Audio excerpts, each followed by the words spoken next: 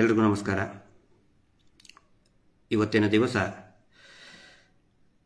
ಇವತ್ತು ಬೆಳಗ್ಗೆಯಿಂದ ಒಂದು ನಡೆಯಬಾರದಂಥ ಘಟನೆ ಶ್ರೀ ಕ್ಷೇತ್ರ ಧರ್ಮಸ್ಥಳದ ದೇವಸ್ಥಾನದ ಮುಂದೆನೇ ದೇವಸ್ಥಾನದ ಮೆಟ್ಟಲುಗಳ ಮೇಲೆ ನಡೆದಿದೆ. ಆ ಕುರಿತಾಗಿ ಕೆಲವೊಂದಿಷ್ಟು ವಿಶ್ಲೇಷಣೆಯನ್ನು ಮಾಡಬೇಕಾಗಿತ್ತು. ಈಗ ಸೌಜನ್ಯ ಹೋರಾಟದಲ್ಲಿರುವಂತಹ ಅನೇಕರಿಗೆ, ಮಹೇಶ್ ಶೆಟ್ಟಿ ತಿಮ್ಮರೋಡಿಯವರಿಗೆ, ಮುಂಚೂಣಿಯಲ್ಲಿದ್ದಂತಹ ನಾಯಕರವರು ಮತ್ತು ನಮ್ಮೆಲ್ಲರಿಗೂ ಕೂಡ ಸೌಜನ್ಯ ಹೋರಾಟಕ್ಕಿಂತನೂ ಮುಂಚೆ ಪದ್ಮಲತಾ ಪ್ರಕರಣದ ಹೋರಾಟ ಆಯಿತು, ನ್ಯಾಯಕ್ಕಾಗಿ ಹೋರಾಟ ಆಯಿತು. ವೇದವಲ್ಲಿ ಪ್ರಕರಣದ ಕುರಿತಾಗಿ ಅತಿ ದೊಡ್ಡ ಹೋರಾಟ ಆಯಿತು 1970ರ ದಶಕದಲ್ಲಿ, 80ರ ದಶಕದಲ್ಲಿ. ನಿರಂತರವಾಗಿ ಹೋರಾಟಗಳು, ನ್ಯಾಯಕ್ಕಾಗಿ ಹೋರಾಟಗಳು ಬೆಳ್ತಂಗಡಿ ಕರಾವಳಿ ಭಾಗದಲ್ಲಿ ಮತ್ತು ಸೌಜನ್ಯ ಹೋರಾಟ ಎಲ್ಲರಿಗೂ ಕೂಡ ಗೊತ್ತಿದೆ. ಇಡೀ ಕರ್ನಾಟಕದಾದ್ಯಂತ, ದೇಶಾದ್ಯಂತ, ಬೇರೆ ಬೇರೆ ದೇಶಗಳಲ್ಲಿಯೂ ಕೂಡ ಹೋರಾಟದ ಬೆಂಬಲಿಗರು ಕೂಡ ಇದ್ದಾರೆ. ಆದರೆ ಈ ಎಲ್ಲ ಹೋರಾಟ ಆಗಬೇಕಾದ್ರೆ ಆ ದೇವಸ್ಥಾನದ ಆಡಳಿತ ಮಂಡಳಿಯಿಂದ ಒಂದು ಹೇಳಿಕೆ ಹೊರಗೆ ಬರ್ತಾ ಇರ್ತದೆ. ಏನಂತ ಹೇಳಿದರೆ, ಇವರು ದೇವಸ್ಥಾನಕ್ಕೆ ಕಳಂಕ ತರುವುದಕ್ಕೆ ಈ ರೀತಿ ಮಾಡ್ತಾ ಇದ್ದಾರೆ. ಮಹೇಶ್ ಶೆಟ್ಟಿ ತಿಮ್ಮರೋಡಿಯವರ ಮೇಲೆ ಅನೇಕ ಪ್ರಕರಣಗಳು ಬಿದ್ದಿದೆ. ಮೊದಲೇ ಲೈನೇ ಹಿಂದೂ ದೇವಸ್ಥಾನಕ್ಕೆ, ಶ್ರೀ ಕ್ಷೇತ್ರಕ್ಕೆ ಕಳಂಕ ತರುವುದಕ್ಕೆ ಇವರು ಈ ರೀತಿ ಮಾತಾಡ್ತಾ ಇದ್ದಾರೆ ಅಂತ ನೋಟಿಸ್ ಕೊಡ್ತಾರೆ. ಮಾನಹಾನಿ. ಈಗ ವಿಷಯಕ್ಕೆ ಬರ್ತೀನಿ. ಇವತ್ತು ಬೆಳಿಗ್ಗೆ ಸರಿಸುಮಾರು 8:30ರಿಂದ 9 ಗಂಟೆ ಸುಮಾರಿಗೆ ಒಬ್ಬ ಮಹಿಳೆ, ಅರಿಸಕಿಯರಿಂದ ಬಂದಂಥ ಮಹಿಳೆ, ತನ್ನ ಮಗುನ ಕರ್ಕೊಂಡು ಬಂದಿತ್ತು. 3 ವರ್ಷದ ಹೆಣ್ಣು ಮಗು. ಆ ಮಗು ಕಾಣೆ ಆಯಿತು. ಕಾಣೆ ಆದ ತಕ್ಷಣ ಏನು ಮಾಡ್ತಾರೆ? ಸಹಜವಾಗಿ ಮಾಹಿತಿ ಕಚೇರಿಗೆ ಹೋಗ್ತಾರೆ. ಆ ತಾಯಿನೂ ಕೂಡ ಮಾಹಿತಿ ಕಚೇರಿಗೆ ಹೋಗಿ, ನನ್ನ ಮಗು ಕಾಣೆ ಆಗಿದೆ, ದಯವಿಟ್ಟು ಹುಡುಕಿ ಕೊಡಿ, ಒಂದು ಅನೌನ್ಸ್ ಮಾಡಿ ಅಂತ ಹೇಳ್ತಾರೆ. ಹುಡುಕಿ ಕೊಡಿ ಅನ್ನೋಕ್ಕಿಂತ ಒಂದು ಅನೌನ್ಸ್ ಮಾಡಿ, ಯಾರಿಗಾದರೂ ಅಂದರೆ ಗುರುತು ಪರಿಚಯ, ಇಷ್ಟು ವಯಸ್ಸು, ಈ ಥರ ಬಣ್ಣ ಇದೆ, ಈ ಥರ ಬಟ್ಟೆ ಹಾಕ್ಕೊಂಡಿದೆ, ಅದನ್ನು ಹೇಳೋದಕ್ಕೆ 1 ನಿಮಿಷ ಸಾಕು ರೀ. ಅದಕ್ಕೇನು ವಿಶೇಷ ಟ್ರೈನಿಂಗ್ ಏನು ಬೇಕಾಗುತ್ತಾ? ಇವ್ರು ಕೊಡೋದಿಲ್ಲ. 10-15 ನಿಮಿಷ ಬಿಟ್ಟು ಬಾ ಅಂತ ಹೇಳ್ತಾರೆ. 15 ನಿಮಿಷ ಬಿಟ್ಟು ಮತ್ತೆ ಹೋಗುತ್ತೆ. ಮತ್ತೆ ಇನ್ನೊಂದು ಸ್ವಲ್ಪ ಹೊತ್ತು ಬಿಟ್ಟು ಬಾ ಅಂತ ಹೇಳಿ ಮಾಹಿತಿ ಕಚೇರಿಯಲ್ಲಿ ಎಲ್ಲರೂ ಇದ್ದಾರೆ. ಅನೌನ್ಸೇ ಮಾಡೋದಿಲ್ಲ. 2 ಗಂಟೆ ಆಯಿತು, 2:30 ಗಂಟೆ ಆಯಿತು. ಆವಾಗ ಅಯ್ಯಪ್ಪ ಸ್ವಾಮಿ ಭಕ್ತರು ಕೂಡ ಬರ್ತಾರೆ. ಅವ್ರಿಗೆ ವಿಷಯ ಗೊತ್ತಾಗುತ್ತೆ. ಬಹುಶಃ ದೇವರೇ ಅಯ್ಯಪ್ಪ ಸ್ವಾಮಿನೇ ಕಳಿಸಿರ್ಬೋದು ಅವ್ರನ್ನ. ಅವರು ಜೋರಾಗಿ ಆಕ್ರೋಶ ವ್ಯಕ್ತಪಡಿಸೋಕೆ ಸ್ಟಾರ್ಟ್ ಮಾಡ್ತಾರೆ. ಅವ್ರ ಜೊತೆಗೆ ಇನ್ನು ಉಳಿದ ಭಕ್ತರು ಎಲ್ಲರೂ ಕೂಡ ಬರ್ತಾರೆ. ಒಂದು ಪಾಪು ಕಳ್ಕೊಂಡಿದೆ, ಪಾಪು ಕಳ್ಕೊಂಡ್ರೆ ಅನೌನ್ಸ್ ಮಾಡಕ್ಕೆ ತಯಾರಿಲ್ಲ ನೀವು ಅಂತೇಳಿ ಜೋರಾಗಿ ಅಲ್ಲಿ ಆಕ್ರೋಶ ವ್ಯಕ್ತಪಡಿಸ್ತಾ ಇದ್ದಾರೆ. ಆವಾಗ ವಿಡಿಯೋ ಮಾಡೋಕ್ಕೂ ಕೂಡ ಅನುಮತಿ ಇಲ್ಲ. ಇವರು ಅನೌನ್ಸು ಮಾಡ್ತಾ ಇಲ್ಲ. ಅಟ್ಲೀಸ್ಟ್ ವಿಡಿಯೋ ಮಾಡಿ ನನ್ನ ಮಗಳು ಕಳೆದಿದೆ ಅಥವಾ ಇಂಥ ಮಗು ಕಳೆದಿದೆ ಅಂತ ಹೇಳಿದರೆ ತಕ್ಷಣಕ್ಕೆ ಹಂತಲ್ಲಿರೋರು ಯಾರಾದರೂ ನೋಡಿ ಮಾಡಬಹುದು ಅನ್ನೋ ಉದ್ದೇಶದಿಂದ ಅವರು ವಿಡಿಯೋ ಮಾಡ್ಕೋತಿರ್ತಾರೆ. ಅದನ್ನು ಕಸ್ಕೊಂಡು, ಇನ್ನೂ ವಿಡಿಯೋ ಆನೇ ಆಗಿರ್ತದೆ, ಅದನ್ನು ಕಸ್ಕೊಂಡು ಆ ಸೆಕ್ಯೂರಿಟಿ ಪುಣ್ಯಾತ್ಮ ಆ ಭಕ್ತರ ಕೈ ಮೇಲೆ, ಅವ್ರ ಮೇಲೆ ದಾಳಿ ಮಾಡಿ ಅವ್ರನ್ನ ಕಸ್ಕೊಂಡು ಮೇಲೆ ಹೋಗಿ ಮಾಹಿತಿ ಕಚೇರಿಗೆ ಕೊಡ್ತಾನೆ. ಅಲ್ಲಿವರೆಗೆ ಅದು ವಿಡಿಯೋ ಇದೆ. ಅದಾದ ನಂತರ ಡಿಲೀಟ್ ಮಾಡ್ತಾರೆ. ಡಿಲೀಟ್ ಮಾಡಿ 1 ಗಂಟೆ ಆದ ಮೇಲೆ ಆ ಮೊಬೈಲ್ನ ಅವ್ರು ಕೊಡ್ತಾರೆ. ಡಿಲೀಟ್ ಎಲ್ಲ ಆಗಿದೆ ಅಂತ ಕನ್ಫರ್ಮ್ ಮಾಡಿಕೊಂಡು ನಂತರ ಅನೌನ್ಸ್ ಮಾಡ್ತಾರೆ, ಇಂಥ ಮಗು ಕಳ್ಕೊಂಡಿದೆ ಅಂತೇಳಿ. ಅಷ್ಟೊತ್ತಿಗೆ 3 ಗಂಟೆ ಆಗಿರ್ತದೆ. 3 ಗಂಟೆ ಅಂತ ಹೇಳಿದ್ರೆ 3 ತಾಸು, 3 hours ಆಗಿರ್ತದೆ. ಮುಂಚೆನೇ ಹೇಳಿಬಿಟ್ಟಿದ್ರೆ ಈ ಸಮಸ್ಯೆ ಇರ್ತಿರ್ಲಿಲ್ಲ. ಅಕಸ್ಮಾತ್ ಒಂದು ವೇಳೆ ಆ ಮಗುಗೆ ಏನಾದರೂ ಆಗಿತ್ತು, ಯಾರೋ ಎತ್ಕೊಂಡು ಹೋಗಿದ್ರು ಅಥವಾ ಎಲ್ಲೋ ಬಿದ್ದಿತ್ತು, ನದಿ ಇದೆ ಅಲ್ಲಿ, ಏನೋ ಆಗಿತ್ತು, ಅಲ್ಲಿ ಎಲ್ಲೋ ಬಿತ್ತು, ಇವ್ರ ಜವಾಬ್ದಾರಿ ತಗೋತಾರ? ಅಂದರೆ ನೋಡಿ, ಯಾವುದೇ ಒಂದು ಜನನಿಬಿಡವಾದಂತಹ ಸ್ಥಳಗಳಿಗೆ, ಕ್ಷೇತ್ರಕ್ಕೆ, ಅದರಲ್ಲಿನೇ ಈಗ ಕುಂಭಮೇಳ ಸ್ಟಾರ್ಟ್ ಆಗುತ್ತೆ, ಅಥವಾ ಯಾವುದೇ ದೇವಸ್ಥಾನ ತಗೊಳ್ಳಿ, ಮಸೀದಿ ತಗೊಳ್ಳಿ, ಚರ್ಚ್ ತಗೊಳ್ಳಿ, ದೊಡ್ಡ ದೊಡ್ಡ ಜಾತ್ರೆಗಳಿದ್ದಾಗ ಒಂದು ಮಾಹಿತಿ ಕಚೇರಿ ಅಂತ ಮಾಡಿರ್ತಾರೆ. ಯಾರಾದರೂ ಕಾಣೆ ಆಗಿದ್ರೆ, ವಿಶೇಷವಾಗಿ ಮಕ್ಕಳು ಕಾಣೆ ಆದರೆ ಇಮ್ಮಿಡಿಯೇಟ್ ಆಗಿ ಅನೌನ್ಸ್ ಮಾಡಬೇಕು. ಆದರೆ ಇವರು ಮಾಡ್ತಾನೆ ಇಲ್ಲ. ಎಲ್ಲಿದೆ ಸೇಫ್ಟಿ ಮೆಜರ್? ಅದನ್ನು ಈ ಥರ ಪ್ರಶ್ನೆ ಕೇಳೋದು ಏನಾದರೂ ತಪ್ಪಾ? ನಾವು ಇಲ್ಲಿ ಕಳಂಕನ ಇದು ದೇವಸ್ಥಾನಕ್ಕೆ? ಇಲ್ಲಿ ಕಳಂಕ ತರ್ತಾ ಇರೋರು ಯಾರು? ಆ ಮಗು ಕಳಂಕ ತಂತ? ಪಾಪ ಕಾಣೆ ಆಗಿತ್ತಲ್ಲ, 3 ವರ್ಷದ ಮಗು ಅದು. ಆ ಮಗು ಕಳಂಕ ತಂತ? ತಾಯಿ ಕಳಂಕ ತಂದ್ಲ? ಅಥವಾ ಪ್ರಶ್ನೆ ಕೇಳಿದವರು ಯಾಕೆ ಅನೌನ್ಸ್ ಮಾಡ್ತಿಲ್ಲ ಅಂತ ಪ್ರಶ್ನೆ ಕೇಳಿದವರು ಆ ಕಳಂಕ ತಂದ್ರ? ಅಥವಾ ಬೇಜವಾಬ್ದಾರಿ ವರ್ತನೆ ಮಾಡಿದಂತಹ, ಗುಂಡಾಗಿರಿ ವರ್ತನೆ ಮಾಡಿದಂತಹ ಆ ಮಾಹಿತಿ ಕಚೇರಿ ಅವರು ದೇವಸ್ಥಾನಕ್ಕೆ ಕಳಂಕ ತಂದ್ರ? ಜನಗಳ ಅರ್ಥ ಮಾಡ್ಕೊಳ್ಳಿ. ಪ್ರತಿಯೊಂದಕ್ಕೂ ಇವರು ಕಳಂಕ ತರ್ತಾ ಇದ್ದಾರೆ. ಅಲ್ಲ ರೀ, ಜೀವ ಹೋದ್ರೆ ಏನಾಗಬೇಕಿತ್ತು? ನಿಮಗೇನಾಗಬೇಕು? ನೂರಾರು ಹೆಣಗಳು ಬಿದ್ದಿದೆ ಅಲ್ಲಿ, ಸಾವಿರಾರು ಹೆಣಗಳು ಬಿದ್ದಿದೆ ಅಲ್ಲಿ. ಈ ರೀತಿ ಯಾವುದೇ ಒಂದು ಅಹಿತಕರ ಘಟನೆಗಳು ಹಿಂದೂ ದೇವಸ್ಥಾನದ ಅಂಗಳದಲ್ಲಿ ನಡಿಬಾರದು ಅಂತ ಹೇಳಿ ಈ ಒಂದು ಹೋರಾಟ, ಈ ಒಂದು ಜಾಗೃತಿಯನ್ನು ನಾವು ಮಾಡ್ತಾ ಇದ್ದೀವಿ. ದೊಡ್ಡ ದೊಡ್ಡ ಭಾಷಣ ಮಾಡ್ತಾರೆ. ಇಷ್ಟು ಕೇಳಿದ ಮೇಲೆ ಮತ್ತಿನ್ನು ಯಾರನ್ನಾದ್ರೂ VIP ಹಿಡ್ಕೊಂಡು ಬರ್ತಾರೆ. ನೋಡಿ, ಇವರು ಬಂದರು, ನಮ್ಮ ಕಾಲಿಗೆ ಬಿದ್ದರು, ನಾವು ಇವ್ರಿಗೆ ಸನ್ಮಾನ ಮಾಡಿದ್ವಿ, ಇಷ್ಟೇ ತೋರಿಸೋದು. ಇದಕ್ಕೆ ಉತ್ತರನ ಇದು? ಏನಾದರೂ ಇಲ್ಲಿ ಸ್ಕ್ಯಾಂಡಲ್ ಆಯಿತು, ಅನಾಹುತ ಆಯಿತು ಅಂತ ಹೇಳಿ ಮತ್ತೆ ಒಬ್ಬ VIP ತರೋದು, ಮಂತ್ರಿಗಳನ್ನ ತರೋದು, ತಂದು ಸೆಲೆಬ್ರಿಟಿನ ತರೋದು. ನೋಡಿ, ನಾವು ಸನ್ಮಾನ ಮಾಡಿದ್ವಿ ಅವರಿಗೆ, ಅವ್ರು ನಮಗೆ ಸನ್ಮಾನ ಮಾಡಿದರು. ನೋಡಿ, ಆ ಪ್ರಶಸ್ತಿ ಕೊಟ್ಟರು, ನಾವು ಪ್ರಶಸ್ತಿ ತಗೊಂಡ್ವಿ. ನಮ್ಮಲ್ಲಿ ಇಂಥ ದೊಡ್ಡ ದೊಡ್ಡ, ನಮ್ಮ ಇನ್ಸ್ಟಿಟ್ಯೂಟ್ನಲ್ಲಿ ಇಷ್ಟು ದೊಡ್ಡ ಲಾಯರ್ಗಳಿದ್ದಾರೆ, 150 ಜನ ಜಡ್ಜ್ಗಳಿದ್ದಾರೆ, ದೊಡ್ಡ ದೊಡ್ಡ ಅಡ್ವೊಕೇಟ್ಸ್ ಇದ್ದಾರೆ. ಹೌದು, ಗುಡ್. ಅವರೆಲ್ಲರೂ ಸೇರ್ಕೊಂಡು ನಿಮಗೆ ಒಂದು ಅನೌನ್ಸ್ಮೆಂಟ್ ಮಾಡೋಕ್ಕೆ ಹೇಳಿಲ್ವಾ? ನಿಮಗೆ ಮಗು ಕಳೆದ್ರೆ ತಕ್ಷಣಕ್ಕೆ ಅನೌನ್ಸ್ ಮಾಡೋದು ಒಂದು ಮ್ಯಾನರ್ಸ್, ಒಂದು ಕಾಮನ್ ಸೆನ್ಸ್. ಅದು ಅಷ್ಟು ಮಾಡೋಕ್ಕಾಗಲ್ವಾ ನಿಮಗೆ? ದೊಡ್ಡ ದೊಡ್ಡ ಭಾಷಣ ಬಿಗಿದು ದೊಡ್ಡ ದೊಡ್ಡ ಅದನ್ನೆಲ್ಲ ಪೇಪರ್ನಲ್ಲಿ ಹಾಕ್ತಿರಲ್ಲ. ಆಡಳಿತ ಮಂಡಳಿಯವ್ರಿಗೆ ಹೇಳ್ತಾ ಇದ್ದೀನಿ ನಾನು, ಏನೇ ಮಾಡಿದ್ರು ಒಂದು ನಮ್ಮ ನೋಡಿ, ಈ ಪ್ರಶಸ್ತಿ ಕೊಟ್ಟರು, ಈ ಸನ್ಮಾನ ಮಾಡಿದರು, ನಮಗೆ ಆ ಪ್ರಶಸ್ತಿ ಕೊಟ್ಟರು, ನಾವು ಇಷ್ಟು ಜನಕ್ಕೆ ಸನ್ಮಾನ ಮಾಡಿದ್ವಿ, ನಮಗಿಷ್ಟು ಹೊಗಳಿದ್ರು. ಒಂದು ಮಗು ಕಳೆದ್ರೆ ಒಂದು ಅನೌನ್ಸ್ ಮಾಡೋ ಯೋಗ್ಯತೆ ಇಲ್ಲ ನಿಮಗೆ. ಆ ಅಯ್ಯಪ್ಪ ಸ್ವಾಮಿ ಭಕ್ತರಿಗೆ ಹೇಳ್ತಾನಂತವನು, ಯಾವನೋ ಒಬ್ನು, ಮಾಲೆ ಬಿಚ್ಚಿ ಬಾ ನೋಡ್ಕೋತೀನಿ ಅಂತಾನಂತ. ಲೋಫರ್, ನಾಲಾಯಕ ಅವನು. 14ನೇ ತಾರೀಕಿಗೆ ಮಕರ ಸಂಕ್ರಮಣಕ್ಕೆ, ಮಕರ ಜ್ಯೋತಿಗೆ ಹೋಗೋದಕ್ಕೆ ಅನೇಕ ಜನ, ಸಾವಿರಾರು ಜನ ಅಯ್ಯಪ್ಪ ಸ್ವಾಮಿ ಭಕ್ತರು ಬರ್ತಾರೆ. ಆ ಥರ ದೇವರ ದರ್ಶನಕ್ಕೆ ಬರ್ತಾರೆ. ಆ ಥರ ಬಂದವರು ಒಂದು ಜಾಗೃತಿಗೊಂಡು ನಮ್ಮನ್ನು ಕೂಡ ಅಲರ್ಟ್ ಮಾಡಿದರು. ಅವರಿಂದ ಇವತ್ತು ಒಂದು ಮಗು ಸುರಕ್ಷಿತವಾಗಿ ತಾಯಿಯ ಮಡಿಲನ್ನು ಸೇರ್ಕೊಳ್ತು. ಅಂತ ವ್ಯಕ್ತಿಗೆ ಮಾಲೆ ಬಿಚ್ಚಿ ಬಾ ಅಂತ ಹೇಳ್ತಾನೆ ನಾಲಾಯಕ ಅವನು. ಇದು ವಾಸ್ತವ, ಇದು ವಾಸ್ತವ, ಜನರಿಗೆ ಗೊತ್ತಾಗಬೇಕು. ನಾವು ಈ ವಿಷಯವನ್ನ ಕೆಲವೊಬ್ರು ಕೇಳ್ತಿರ್ತಾರೆ, ಅಡ್ಡಡ್ಡ ಮಾತಾಡ್ತಿರ್ತಾರೆ, ಕಮೆಂಟ್ ಹಾಕಿದ್ದಾರೆ ಇವತ್ತು ನನಗೆ, ಅದೊಂದು ಸಣ್ಣ ವಿಷಯ ದೊಡ್ಡದು ಮಾಡ್ತೀಯ ನೀನು ಅಂತೇಳಿ. ನೋಡಿ, ನಾವು ಯಾಕೆ ಇದು ಕೆಲವೊಬ್ಬರಿಗೆ ಸಣ್ಣದು ವಿಷಯ ಅನಿಸಿರ್ಬೋದು, ಆದರೆ ನಮಗೆ ಸಣ್ಣ ವಿಷಯ ಅಲ್ಲ ಇದು. ಈ ರೀತಿ ನಾವು ಗಂಭೀರವಾಗಿ ಒಂದು ಮಗು ಕಾಣೆಯಾದರೆ ಇಷ್ಟೊಂದು ಗಂಭೀರವಾಗಿ ಯಾಕೆ ತಗೊಳ್ತಾ ಇದ್ದೀವಿ? ಎಲ್ಲ ಯೂಟ್ಯೂಬ್ ಚಾನಲ್ನವರು ಯಾಕೆ ಮಾತಾಡ್ತಾ ಇದ್ದಾರೆ, ಫೇಸ್ಬುಕ್ನಲ್ಲಿ ಯಾಕೆ ಮಾತಾಡ್ತಾ ಇದ್ದಾರೆ? ಅದಕ್ಕೊಂದು ಬಲವಾದ ಕಾರಣ ಇದೆ, ಅದನ್ನ ನಿಮ್ಮ ಮುಂದೆ ಹೇಳ್ತಾ ಇದ್ದೀನಿ.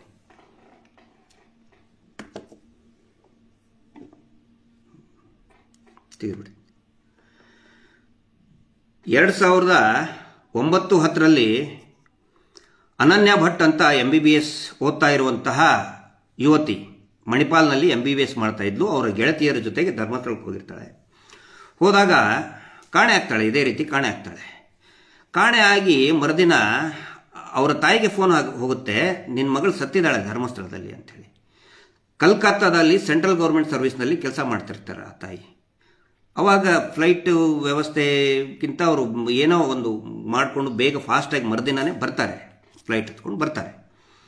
ಆದರೆ ಅಲ್ಲಿ ಬಂದು ಕೇಳಿದರೆ ನನ್ನ ಮಗಳು ಎಲ್ಲಿ ಅಂತ ಕೇಳಿದರೆ ಪೊಲೀಸರ ಹತ್ರ ಹೋಗ್ತಾರೆ. ಪೊಲೀಸ್ ಸ್ಟೇಷನ್ ಬೆಳ್ತಂಗಡಿ ಪೊಲೀಸರು ಹೇಳ್ತಾರೆ, ಹೋಗು ನೀನು ಅಲ್ಲಿ ಧರ್ಮಸ್ಥಳದ ದಣಿಗಳಿಗೆ ಕೇಳು, ನೀನು ಇಲ್ಲಿ ಯಾಕೆ ಕೇಳ್ತೀಯ? ಕಂಪ್ಲೇಂಟ್ ಕೂಡ ರಿಜಿಸ್ಟರ್ ಮಾಡೋದಿಲ್ಲ.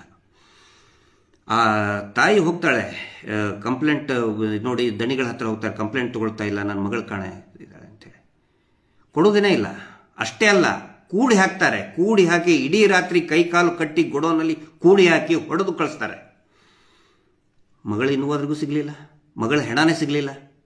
ಅಷ್ಟೇ ಅಲ್ಲ, ಈ ಏನು ಇಲ್ಲಿ ಕಾಣೆ ಆಗ್ತಾರಲ್ಲ ಹೆಣ್ಮಕ್ಳು, ಮರುದಿನ ಅಥವಾ 2 ದಿನ 3 ದಿನ 4 ದಿನ ಆದಮೇಲೆ ಕೊಳೆತ ರೀತಿಯಲ್ಲಿ ಆ ಶವಗಳು, ಸಾವಿರಾರು ಶವಗಳು ಪತ್ತೆ ಆಗಿದೆ. 2012ರವರೆಗೆ ಸಾವಿರಾರು ಶವಗಳು ಪತ್ತೆ ಆಗಿದೆ. UDRದಲ್ಲಿ, ಇದು UDRದ್ದು ನಾನು ಅನೇಕ ವೇದಿಕೆಗಳಲ್ಲಿ ಕೂಡ ಹೇಳಿದ್ದೇನೆ, ಹೋರಾಟದ ವೇದಿಕೆಗಳಲ್ಲಿ ಹೇಳಿದ್ದೀನಿ. ಇದು UDRದು, ಇದರಲ್ಲಿ ಕ್ರೈಮ್ ನಂಬರ್ ಅಂದರೆ UDR ನಂಬರ್ ಇರ್ತದೆ, ಕ್ರೈಮ್ ನಂಬರ್ ಇರ್ತದೆ. ಯಾವುದೇ ತಗೊಳ್ಳಿ ನೀವು, ಧರ್ಮಸ್ಥಳ ಗ್ರಾಮದ ನೇತ್ರಾವತಿ ಸ್ನಾನದ ಘಟ್ಟದ ಬಳಿ ಅಪರಿಚಿತ ಹೆಂಗಸು, ಕ್ರೈಮ್ ನಂಬರ್ ಇದೆಷ್ಟು 2006ರಲ್ಲಿ. ಅಪರಿಚಿತ ಗಂಡಸು, ಅಪರಿಚಿತ ಹೆಂಗಸು, ಅಪರಿಚಿತ ಹೆಂಗಸು, ಸುಮಾರಿದೆ ಇಂಥವು. ವೈಶಾಲಿ ವಸತಿ ಗೃಹದಲ್ಲಿ ಅಪರಿಚಿತ ಹೆಂಗಸು, ಧರ್ಮಸ್ಥಳ ಗ್ರಾಮದ ಶ್ರಾವತಿ ವಸತಿ ಗೃಹದ ವರಾಂಡದಲ್ಲಿ ಅಪರಿಚಿತ ಗಂಡಸು. ಅಂದರೆ ಲಾಡ್ಜಿಂಗ್ನಲ್ಲಿ ಅಪರಿಚಿತ, ಅಂದರೆ ಇವರೇನು ಅಪರಿಚಿತರಾಗಿ ಲಾಡ್ಜ್ ಒಳಗೆ ಎಂಟ್ರಿ ರೂಮ್ ಕೊಟ್ಟಿರ್ತಾರೆ ಇವರಿಗೆ. ಅಪರಿಚಿತ ಹೆಂಗಸು, ಧರ್ಮಸ್ಥಳ ಗ್ರಾಮದ ವಸಂತ ಮಹಲ್ ಬಳಿ ಅಪರಿಚಿತ ಹೆಂಗಸು, ಧರ್ಮಸ್ಥಳ ಗ್ರಾಮದ ಬಾಹುಬಲಿ ಬೆಟ್ಟದ ಕಾಡಿನಲ್ಲಿ ಅಪರಿಚಿತ ಗಂಡಸು, 2006ನಲ್ಲಿ ಅಪರಿಚಿತ ಹೆಂಗಸು, ಧರ್ಮಸ್ಥಳ ಗ್ರಾಮದ ಬಾಹುಬಲಿ ಬೆಟ್ಟದಲ್ಲಿ ಅಪರಿಚಿತ ಗಂಡಸು. 2007ರಲ್ಲಿ ಇದು ಸುಮಾರಿದೆ. ನಾನು ಇದನ್ನ ಹೇಳಬೇಕಂತ ಹೇಳಿದ್ರೆ UDR ಸಂಖ್ಯೆ ಅದರ ವಿವರಗಳು ಹೇಳಬಂದ್ರೆ ಅರ್ಧ ದಿನ ಬೇಕು, ಅರ್ಧ ಗಂಟೆ ಅಲ್ಲ, ಅರ್ಧ ದಿನಗಳು ಬೇಕು. ಬಸ್ ಸ್ಟ್ಯಾಂಡ್ ಹತ್ತಿರ ಅಪರಿಚಿತ ಹೆಂಗಸು, ಧರ್ಮಸ್ಥಳ ಇದೇನು UDR ನಂಬರ್ 5/2007 ಧರ್ಮಸ್ಥಳ ಗ್ರಾಮದ ನೇತ್ರಾವತಿ ಸ್ನಾನಘಟ್ಟದಲ್ಲಿ ಅಪರಿಚಿತ ಹೆಂಗಸು. ಇನ್ನೊಂದು ಮತ್ತು ಅಪರಿಚಿತ ಹೆಂಗಸು. ಇನ್ನೊಂದು ಪುಣ್ಯಕ್ಕೇನೋ ಹೆಸರು ಹಾಕಿದ್ದಾರೆ, ಉಜಿರೆ ಗ್ರಾಮದ ಹತ್ತಿರ ಶ್ರೀಮತಿ ಶಿವಮ್ಮ ಅಂತ. ಧರ್ಮಸ್ಥಳ ಇನ್ನೊಂದು 58/2007 ಧರ್ಮಸ್ಥಳ ಗ್ರಾಮದ ನೇತ್ರಾವತಿ ಸ್ನಾನದ ಘಟ್ಟದ ಬಳಿ, ನೀರಿನಲ್ಲಿ ಅಲ್ಲ, ನೀರಿನ ಪಕ್ಕದಲ್ಲ, ನೇತ್ರಾವತಿ ಸ್ನಾನದ ಘಟ್ಟದ ಬಳಿ ಅಪರಿಚಿತ ಮಹಿಳೆ. ಸುಮಾರಿದೆ ಇಂಥವು. ಇನ್ನೂ ಒಂದು 45/2009ನಲ್ಲಿ 45 ಮತ್ತೆ 45 ಅಪರಿಚಿತ ಗಂಡಸು ಒಂದು ಜಾಗದಲ್ಲಿ, ಅದೇ ದಿನ ಅಪರಿಚಿತ ಹೆಂಗಸು ನೇತ್ರಾವತಿ ಸ್ನಾನಘಟ್ಟದ ಬಳಿ. Crime UDR number 46, UDR number 45, UDR number 46 ಅಪರಿಚಿತದ ಹೆಂಗಸು, ಒಂದು ಗಂಡು ಒಂದು ಹೆಂಗಸು. ಗಂಡಸಿನ ಹೆಣ ಇಲ್ಲಿ ಬಿದ್ದಿರ್ತದೆ, ಹೆಂಗಸಿನ ಹೆಣ ನೇತ್ರಾವತಿ ಸ್ನಾನಘಟ್ಟದ ಬಳಿ, ಒಳಗಡೆ ನೀರಲ್ಲ. ನಾವು ನೋಡಿದ್ದೀವಿ, ಮುಳುಗಿ ಏನಾದರೂ ಸತ್ತರೆ ನೀರಲ್ಲಿ ಇರ್ತದೆ, ಅಥವಾ ಅಲ್ಲಿ ಕೊಚ್ಕೊಂಡು ಹೋಗಿ ಎಲ್ಲೋ ದೂರ ಕಡೆ ಹೋಗಿರ್ತದೆ. ಮುಳುಗಿದ ಸತ್ತ ತಕ್ಷಣನೇ ನೀರಲ್ಲಿನೇ ಇರುವುದಿಲ್ಲ, ಹರಿಯುವಂಥ ನದಿ ಅದು. ಪ್ರತಿಯೊಂದು ಕೂಡ ನೇತ್ರಾವತಿ ಸ್ನಾನಘಟ್ಟದ ಕಡೆನೇ ಹೆಣಗಳು ಬರ್ತವೆ. ಅಂದರೆ ಸ್ನಾನಘಟ್ಟ ಇದೆಯಲ್ಲ, ಅದೇನು ಗೋಲ್ ಪೋಸ್ಟ್, ಅದು ಗೋಲ್ ಪೋಸ್ಟಾ? ಅದೇ ಜಾಗದಲ್ಲಿ ಬಂದು ಬೀಳಕ್ಕೆ ಒಳಹರಿವು ಎಷ್ಟಿದೆ ಗೊತ್ತಾ? ಎಷ್ಟು ಒಳಹರಿವು ಇದೆ, ಹರಿಯುವಂಥ ನದಿ ಅದು. ಎಲ್ಲೆಲ್ಲೋ ಕಡೆ 1 ಕಿಲೋಮೀಟರ್ ದೂರ ಹೋಗಿ ಬಿದ್ದಿರ್ತದೆ. ಮೊನ್ನೆ ಮೊಯ್ನುದ್ದೀನ್ ಬಾವರ ಬ್ರದರ್ ಇದನ್ನದ ಎಲ್ಲಿ ಸಿಕ್ತು ಅದು? ಅವರು ಮುಳುಗಿದ್ದು ಒಂದು ಜಾಗದಲ್ಲಿ, ಇನ್ನೊಂದು ಜಾಗದಲ್ಲಿ ಡೆಡ್ ಬಾಡಿ ಸಿಕ್ತು. ಇಲ್ಲಿ ಎಲ್ಲವೂ ಕೂಡ ಸಿಗೋದಲ್ಲಿ ನೇತ್ರಾವತಿ ಸ್ನಾನಘಟ್ಟ ಒಂದೇ. ಅಂದ್ರೆ ಗೋಲ್ ಪೋಸ್ಟ್ ನೋಡಿ, ಅದು ಅತಿ ಹೆಚ್ಚಿಗೆ ಇರೋ ಎಲ್ಲವೂ ಕೂಡ ಅಪರಿಚಿತ ಹೆಂಗಸು. ಧರ್ಮಸ್ಥಳದ ಗ್ರಾಮದ ಸ್ನಾನಘಟ್ಟದಲ್ಲಿ ಮತ್ತೆ ಒಂದು ಸೇಮ್ ಅದೇ, ಅಪರಿಚಿತ ಗಂಡಸು, ಅಪರಿಚಿತ ಹೆಂಗಸು.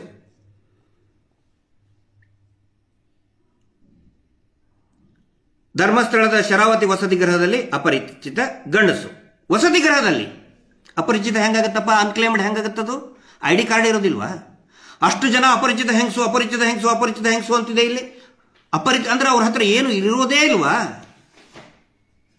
ಒಂದು ID ಕಾರ್ಡು, ವ್ಯಾನಿಟಿ ಬ್ಯಾಗ್ ಅಲ್ಲಿ ಏನು ತನಿಖೆ ಏನು ಇಲ್ವೇ ಇಲ್ಲ. ಅಪರಿಚಿತ ಹೆಂಗಸು ಅಂತ ಮುಗೀತು UDR. ಧರ್ಮಸ್ಥಳದ 55/2008 ಕಲಂ 174 CRPC ಧರ್ಮಸ್ಥಳದ ನೇತ್ರಾವತಿ ನದಿಯಲ್ಲಿ ಅಪರಿಚಿತ ಹೆಂಗಸು.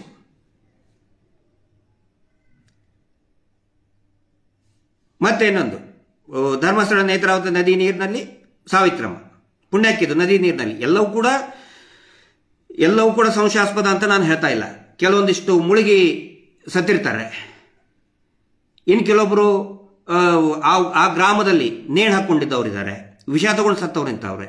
ಜನಾಯನ್ ಕೇಸು ಕೂಡ ಇದೆ ಇದರಲ್ಲಿ. ನಾನು ಎಲ್ಲವೂ ಕೂಡ ಸಂಶಯಾಸ್ಪದ ಅಂತ ಹೇಳ್ತಾ ಇಲ್ಲ. ಆ ಥರ ಹೇಳಿದರೆ ಅದು ತಪ್ಪಾಗುತ್ತೆ. ಆದರೆ ಇಷ್ಟೊಂದು ಸಂಶಯಾಸ್ಪದ ಇದೆಯಲ್ರಿ. ಯಾವುದೇ ನೇತ್ರ ಸ್ನಾನಘಟ್ಟದಲ್ಲಿ ಅಪರಿಚಿತ ಗಂಡಸು ಅಂದರೆ ಯಾರಿಗೊಬ್ರು ಏನು ವಾರಸ್ದಾರೇ ಇರೋದಿಲ್ವ? ಅಂದರೆ ಏನೋ ಒಂದು ಐ ಕಾರ್ಡು ಆಗಲಿ, ಒಂದು ನೋಡಿ, ಒಂದು ಸುಸೈಡ್ ಮಾಡ್ಕೊಳ್ಳೋರು ಯಾವತ್ತಿಗೂ ಕೂಡ ಅಪರಿಚಿತವಾಗಿ ಸಾಯೋದಕ್ಕೆ ಇಷ್ಟಪಡೋದಿಲ್ಲ. ಅದೊಂದು ಸುಸೈಡ್ ಮಾಡಿಕೊಳ್ಳುವಂತಹ ಒಂದು ಮನಸ್ಥಿತಿ. ನಾನು ಯಾಕೆ ಸಾಯ್ತಾ ಇದ್ದೀನಿ, ಕಾರಣ ಏನು, ತಮ್ಮ ಗುರುತು ಪರಿಚಯ ಎಲ್ಲ ಹೇಳಿನೇ ಸಾಯ್ತಾರೆ. ಇಲ್ಲಿ ಎಲ್ಲವೂ ಕೂಡ ಅಪರಿಚಿತ ಮ್ಯಾಕ್ಸಿಮಮ್ ನೇಮ್ ಇದ್ದಿದ್ದು ಕೂಡ ಇದೆ. ಫಾರ್ ಎಕ್ಸಾಂಪಲ್, ಉಜಿರೆ ವಿದ್ಯಾನಗರ ಎಂಬಲ್ಲಿ ಕುಮಾರಿ ಲತಾ, ಧರ್ಮಸ್ಥಳದ ಅಶೋಕನಗರ ಎಂಬಲ್ಲಿ ಅಮ್ಮು, ಅಂದರೆ ಅವ್ರ ಹೆಸರಿದೆ. ನೇತ್ರಾವತಿ ಸ್ನಾನಘಟ್ಟದ ಬಳಿ ಅಪರಿಚಿತ ಗಂಡಸು ಮತ್ತು ಅಪರಿಚಿತ ಹೆಂಗಸು ಜೋಡಿಯಾಗಿ ಸತ್ತಿದ್ದಾರೆ. ಅವ್ರು ಎಲ್ಲಿ, ಅವರು ಹೆಂಗೆ ಬಂದರು, ಅದು ಇನ್ವೆಸ್ಟಿಗೇಷನ್ ಬೇಡವಾ? ಇನ್ನೊಂದು ಅಪರಿಚಿತ ಮಗು, ಇನ್ನೊಂದು ಇದ್ರದ್ದು ಪರ್ಟಿಕ್ಯುಲರ್ ಆಗಿ ನಾನು ಸ್ಟಡಿ ಮಾಡಿದ್ದೀನಿ. ಈ ಅಪರಿಚಿತ ಹೆಣ್ಣು ಮಗು ಬರೀ 6 ವರ್ಷದಿತ್ತು, 6ರಿಂದ 7 ವರ್ಷ ನೋಡಿದವರಿದ್ದಾರೆ. ಪ್ರೈವೇಟ್ ಪಾರ್ಟ್ ಬ್ಲೀಡಿಂಗ್ ಆಗ್ತಾ ಇತ್ತು, ಕಂಟಿಯಲ್ಲಿ ಬಿದ್ದಿತ್ತದು. ನೇತ್ರಾವತಿ ನದಿ ಒಳಗಡೆ ಅಲ್ಲ, ಮೇಲ್ಗಡೆ ಕಾಡಿನಲ್ಲಿ ಒಂದು ಗಿಡಗಂಟಿಯಲ್ಲಿ ಬಿದ್ದಂತಹ ಹೆಣ್ಣು ಮಗು, ಅದು ಚಿಕ್ಕ ಮಗು. ಪ್ರೈವೇಟ್ ಪಾರ್ಟ್ ಬ್ಲೀಡಿಂಗ್ ಆಗ್ತಾ ಇತ್ತು. ಏನು ಇನ್ವೆಸ್ಟಿಗೇಷನ್ ಇಲ್ಲ, ಬರೀ UDRನಲ್ಲಿ ಅಪರಿಚಿತ ಮಗು ಹೆಂಗ್ರಿ ಅಪರಿಚಿತ ಆಗುತ್ತೆ? ಪೇರೆಂಟ್ಸ್ ಬಂದಿರ್ತಾರೆ, ಯಾರಾದರೂ ಅವ್ರ ಪೇರೆಂಟ್ಸ್ ಬಂದು ಮಿಸ್ಸಿಂಗ್ ಆದರೂ ಕೊಟ್ಟಿರ್ತಾರೆ, ಸ್ಟಾರ್ಟಿಂಗ್ ಕಾಣಲಿಲ್ಲ ಅಂತ ಹೇಳಿದ್ಮೇಲೆ, ಅಥವಾ ಕಂಪ್ಲೇಂಟ್ ಆದರೂ ಕೊಟ್ಟಿರ್ತಾರೆ. ಪಾಪ ಆ ಮಗು ಏನು ಅದಕ್ಕೊಂದು ಒಂದು ಒಂದು ಕಾರಣ, ಇನ್ವೆಸ್ಟಿಗೇಷನ್, ಒಂದು ನ್ಯಾಯ, ಏನು ಒಂದು ಚಿಕ್ಕದು ಏನು ಬೇಡವಾ? ಅದರ ಸಲುವಾಗಿ ಇನ್ನೂ ಬಹಳ ಇದೆ, ಹೇಳೋದು ಸುಮಾರಿದೆ. ಎಲ್ಲವೂ ಕೂಡ ಏನೇ ಅತಿ ಮ್ಯಾಕ್ಸಿಮಮ್ ಇರೋದು ಸ್ನಾನಘಟ್ಟ ಮತ್ತೆ ಬಾಹುಬಲಿ ಬೆಟ್ಟ. ಬಾಹುಬಲಿ ಬೆಟ್ಟದಲ್ಲಿ ಸ್ನಾನಘಟ್ಟದಲ್ಲಿ, ಆನಂತರ ಕಲ್ಲೇರಿ ಕಾಡಿನಲ್ಲಿ ಅಪರಿಚಿತ ಮಹಿಳೆ, ಬಾಹುಬಲಿ ಬೆಟ್ಟದಲ್ಲಿ ಅಪರಿಚಿತ ಮಹಿಳೆ, ಧರ್ಮಸ್ಥಳ KSRTC ವಿಶ್ರಾಂತಿ ಕೊಠಡಿಯಲ್ಲಿ ಅಪರಿಚಿತ ಮಹಿಳೆ, ವಿಶ್ರಾಂತಿ ಕೊಠಡಿಯಲ್ಲಿ guest house, KSRTC guest house ಅಲ್ಲಿ ID ಕಾರ್ಡ್ ಇಲ್ಲದೆ ಗೆಸ್ಟ್ ಹೌಸ್ ಒಳಗಡೆ ಬಿಟ್ಕೋತೀರಾ ಇವ್ರನ್ನ? ಅಪರಿಚಿತ ಮಹಿಳೆ. 67/2009 ಕಲಂ 174 CRPC ಕ್ರೈಮ್ UDR ನಂಬರ್ ಕೂಡ ಹೇಳ್ತಾ ಇದ್ದೀನಿ, ಯಾಕಂದ್ರೆ ನೀವು ಹೇಳ್ತಿರ್ತಾರೆ ಏನೋ ಸುಳ್ಳೆ ಮಾತಾಡ್ತಾ ಇದ್ದಾರೆ ಅಂತೇಳಿ. ಪೊಲೀಸ್ ಸ್ಟೇಷನ್ ನಲ್ಲಿ RTI ಮುಖಾಂತರ ತಗೊಂಡಿದ್ದು, ಬೆಳ್ತಂಗಡಿ ಪೊಲೀಸ್ ಸ್ಟೇಷನ್ ನಲ್ಲಿ RTI ಮುಖಾಂತರ ತಗೊಂಡಂತಹ ವರದಿ ಇದು. ಸುಮ್ಮನೆ ಏನೋ ಬಾಯಿ ಬಂದಂಗೆ ಹೇಳ್ತಾ ಇಲ್ಲ ನಾವು. 67/2009 ಕಲಂ 174 CRPC KSRTC ವಿಶ್ರಾಂತಿ ಕೊಠಡಿಯಲ್ಲಿ ಅಪರಿಚಿತ ಮಹಿಳೆ. ಹಂಗೆ ಇನ್ವೆಸ್ಟಿಗೇಷನ್ ಬೇಡವಾ? ಸುಮ್ಮನೆ UDR ಮಾಡೋದು, ಬಿಸಾಕೋದು. ಇನ್ನೊಂದು ಅಪರಿಚಿತ ಮಗು, ಇನ್ನೊಂದು 51/2009 ಕಲಂ 174 CRPC ಧರ್ಮಸ್ಥಳದ ನೇತ್ರಾವತಿ ನದಿಯಲ್ಲಿ ಅಪರಿಚಿತ ಹುಡುಗಿ. ಅದೇ ನೇತ್ರಾವತಿ ನದಿ ಅಂದ್ರೆ ನೇತ್ರಾವತಿ ಸ್ನಾನಘಟ್ಟದಲ್ಲಿ ಅಪರಿಚಿತ ಹುಡುಗಿ. ಗೋಲ್ ಪೋಸ್ಟ್ ಕರೆಕ್ಟಾಗಿ ಅಲ್ಲೇ ಬೀಳ್ತದೆ. ಅದು ನದಿ ಒಳಗಡೆ ಏನೋ ಮಾರ್ಗ ಮಾಡಿದ್ದಾರೆ ಇವರು, ಸೀದಾ ಗೋಲ್ ಪೋಸ್ಟ್ ಬಂದ್ಬಿಡ್ತದೆ. ಎಲ್ಲೋ ಒಂದ್ ಕಡೆ ಸತ್ರು ಅಥವಾ ಅಲ್ಲೇ ಮುಳುಗಿದ್ರು. ಎಲ್ಲರೂ ಮುಳುಗೋದಲ್ಲೇ, ಸ್ನಾನ ಮಾಡೋದಲ್ಲೇ, ಸ್ನಾನಘಟ್ಟದಲ್ಲಿ ಮುಳುಗಿದ್ರೆ ಸ್ನಾನಘಟ್ಟದಲ್ಲಿ ಅದೇನು ಬಾವಿನ, ಕೆರೆನಾ?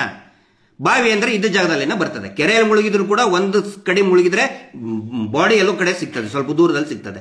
ನದಿಯಲ್ಲಿ ಸ್ವಲ್ಪ ದೂರ ಆದ್ರೂ ಹೋಗಿರಲ್ವಾ? ಒಂದು 50 ಮೀಟರ್ 100 ಮೀಟರ್ ದೂರ ಹೋಗಲ್ವಾ? ಪ್ರತಿಯೊಂದು ಹೆಣ್ಣನ್ನು ಕೂಡ ಸಿಗೋದೆಲ್ಲ ಹೇಳಿ, ನೇತ್ರಾವತಿ ಸ್ನಾನಘಟ್ಟದಲ್ಲಿ ಗೋಲ್ ಪೋಸ್ಟ್. ಅದು ಇವ್ರ ಪ್ರಕಾರ ಎಲ್ಲವೂ ಕೂಡ ಅಲ್ಲೇ ಸಿಗ್ತವೆ. ಅಪರಿಚಿತ ಹುಡುಗಿ, ಪಾಪ ಹುಡುಗಿ ಅದು. ಅದರ ಸಲುವಾಗಿ ಹೇಳ್ಕೊಳ್ಳೋದು ಕೂತ್ರೆ ಬಹಳ ಇದೆ. ಅದರ ಸಲುವಾಗಿ ಈ ಪ್ರಕರಣವನ್ನ, ಈ ಕಾಣೆ ಆದರೂ ಕೂಡ ಅಷ್ಟೊಂದು ಗಂಭೀರವಾಗಿ ನಾವು ತಗೊಂಡಿದ್ದೀವಿ. ಯಾಕಂತ ಹೇಳಿದ್ರೆ ನಾಳೆ ಆ ಮಗು ಕೂಡ ಏನೋ ಒಂದು ಹೆಣ ಆಗಿ ಸಿಗಬಾರ್ದು. ಯಾಕಂದ್ರೆ ಇವ್ರು ಏನು ತನಿಖೆ ಏನು ಮಾಡೋದಿಲ್ಲ, ಏನು ಇನ್ವೆಸ್ಟಿಗೇಷನ್ ಏನು ಮಾಡೋದಿಲ್ಲ. ಇವತ್ತು ಹೇಳಿದ್ರಂತೆ ಆ ಭಕ್ತರಿಗೆ, ಆ ಪೊಲೀಸ್ ಸಿಬ್ಬಂದಿ ಬಂದಿದ್ರು, ಅವ್ರು ಹೇಳ್ತಾರೆ, ನೋಡಿ ನಮಗೂ ಸಾಕಾಗಿ ಹೋಗಿದೆ, ನಾವೇ ಶರಣಾಗ್ಬಿಟ್ಟಿದೀವಿ ಇವ್ರು ಗುಂಡಾಗಿರಿ, ಇವ್ರು ದರ್ಪ ದುರಾಂಕಾರ ನೋಡಿ ನಮಗೆ ಸಾಕಾಗಿ ಹೋಗ್ಬಿಟ್ಟಿದೆ, ಯಾವಾಗ ಈ ಪೊಲೀಸ್ ಸ್ಟೇಷನ್ ಇಂದ ನಾವು ಟ್ರಾನ್ಸ್ಫರ್ ಆಗ್ತೀವಿ ಅಂತ ನಾವು ಕಾಯ್ತಾ ಇದ್ದೀವಿ ಅಂತ ಸ್ವತಃ ಪೊಲೀಸ್ ಸಿಬ್ಬಂದಿನೇ ಅಸಹಾಯಕತೆಯನ್ನ ಭಕ್ತರ ಮುಂದೆ ಇವತ್ತು ವ್ಯಕ್ತಪಡಿಸಿದ್ದಾರೆ. ಇದು ಅಲ್ಲಿರುವಂತಹ ವಾಸ್ತವ ಪರಿಸ್ಥಿತಿ. ಪೊಲೀಸರೇ ಹಿಂಗ ಅಸಹಾಯಕರಾದರೆ ಅಲ್ಲಿ ಬಂದಂತಹ ಭಕ್ತರ ಗತಿ ಏನು?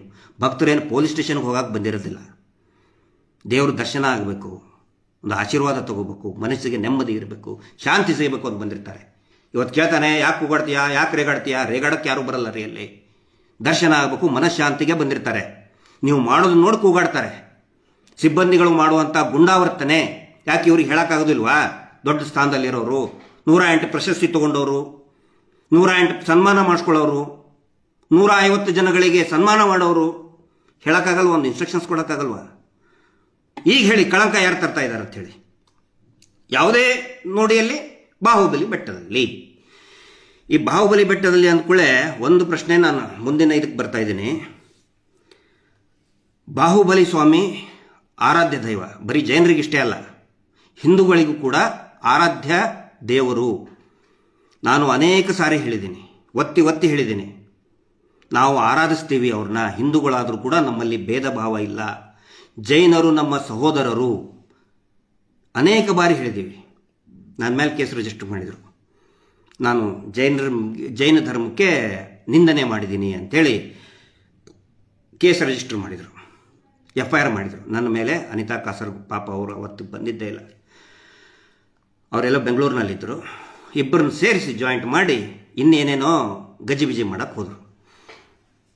ಅದೇ ವಿಡಿಯೋದಲ್ಲಿ ಹೇಳಿದೆ, ನಾನು ಜೈನ ಸಹೋದರರು ನಾನು ಹೇಳ್ತಾ ಇದ್ದೀನಿ, ದಯವಿಟ್ಟು ಇವ್ರೇನು ಈ ಡಿ ಗ್ಯಾಂಗ್ ಇವರು ಅತ್ಯಾಚಾರಿಗಳ ಪರವಾಗಿ ವಿಡಿಯೋಗಳು ಬಿಡ್ತಾರಲ್ಲ, ನಂಬಬೇಡಿ. ನಾನು ಅದೇ ವಿಡಿಯೋದಲ್ಲಿ ಹೇಳಿದ್ದೀನಿ, ನಾನು ಹೇಳಿದ್ದು ಏನು ಅತ್ಯಾಚಾರಿಗಳ ಹೆಸರಿದೆ ಅವ್ರ ಮುಂದೆ ಜೈನ್ ಅಂತಿದೆ. ಉದಯ, ಮಲ್ಲಿಕ್, ಧೀರಜ್, ನೀಚಲ್ ಜೈನ್ ಅಂತ ಇದೆ. ಹಿಂಗಾಗಿ ತಗೊಂಡಿದ್ದೀನಿ, ಧರ್ಮಕ್ಕೆ ನಾನು ಹೇಳಿಲ್ಲ. ಇದನ್ನು ನಾನು ಯಾಕೆ ಪ್ರಸ್ತಾಪ ಮಾಡ್ತಾ ಇದ್ದೀನಿ ಅಂತ ಹೇಳಿದರೆ, ಒಂದು 3-4 ದಿನಗಳ ಹಿಂದೆ ಯಾರೋ ಒಬ್ಬರು ಸೋಷಿಯಲ್ ಮೀಡಿಯಾದಲ್ಲಿ ಸಾವಿರಾರು ಪೋಸ್ಟ್ಗಳು, ಸಾವಿರಾರು ಜನ ಲಕ್ಷಾಂತರ ಜನ ಭಕ್ತರಿಗೆ ಬೇಸರ ಆಗಿದೆ, ನ್ಯಾಯ ಸಿಕ್ಕಿಲ್ಲ ಅಂಥೇಳಿ. ಅನೇಕ ಹೆಣ್ಮಕ್ಳು ಸಾಯ್ತಾ ಇದ್ದಾರೆ ಅಂಥೇಳಿ, ನ್ಯಾಯ ಸಿಕ್ಕಿಲ್ಲ ಅಲ್ಲಿ ಅಂಥೇಳಿ ಬೇಸರ ಇದೆ. ಯಾರೋ ಒಬ್ಬರು ಒಂದು ಪೋಸ್ಟ್ ಮಾಡಿದರು, ಅದಕ್ಕೆ ನಾವು ಕೂಡ ವಿರೋಧ ಮಾಡಿದ್ದೀವಿ. ಆದರೆ ಭಗವಾನ್ ಬಾಹುಬಲಿಯ ಫೋಟೋಕ್ಕೆ, ಮೂರ್ತಿಗೆ ಒಬ್ಬ ವ್ಯಕ್ತಿಯ ಫೋಟೋವನ್ನು ಹಾಕಿದ್ದರು.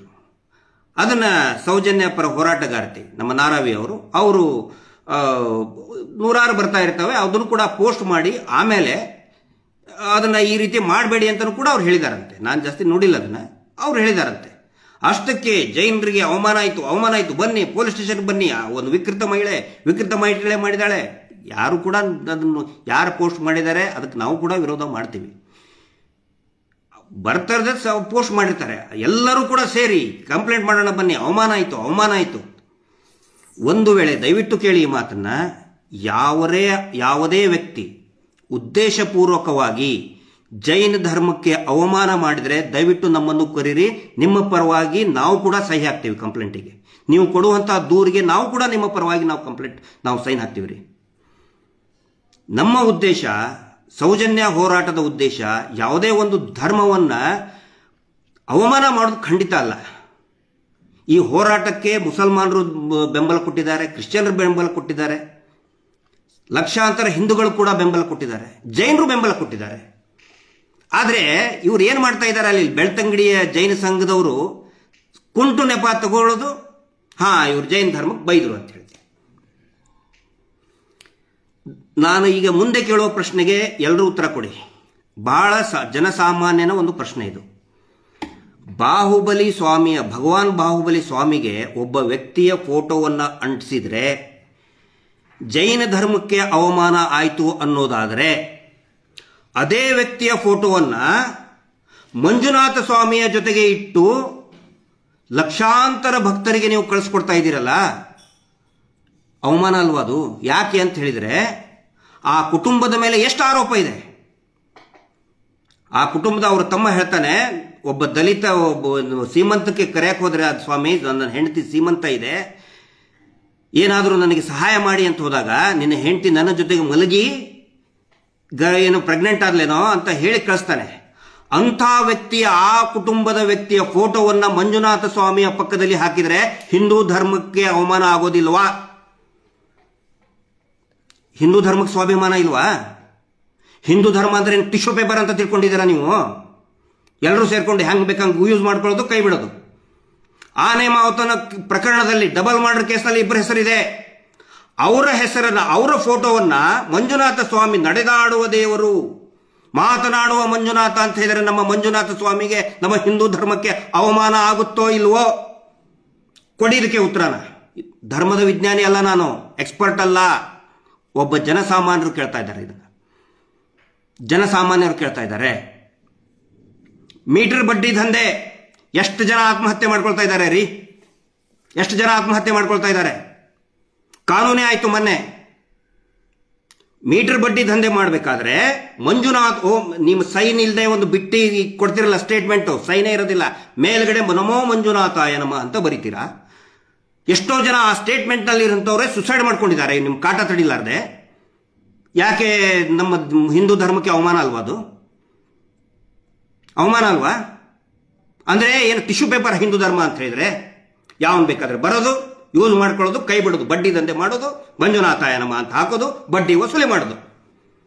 ಬಾಹುಬಲಿಗೆ, ಭಗವಾನ್ ಬಾಹುಬಲಿಗೆ ಆ ಫೋಟೋ ಅಂಟಿಸಿದ ಮೇಲೆ ಖಂಡಿತ ನಿಮ್ಗೆ ಅವಮಾನ, ಇದು ನಿಮ್ಮ ಭಾವನೆ.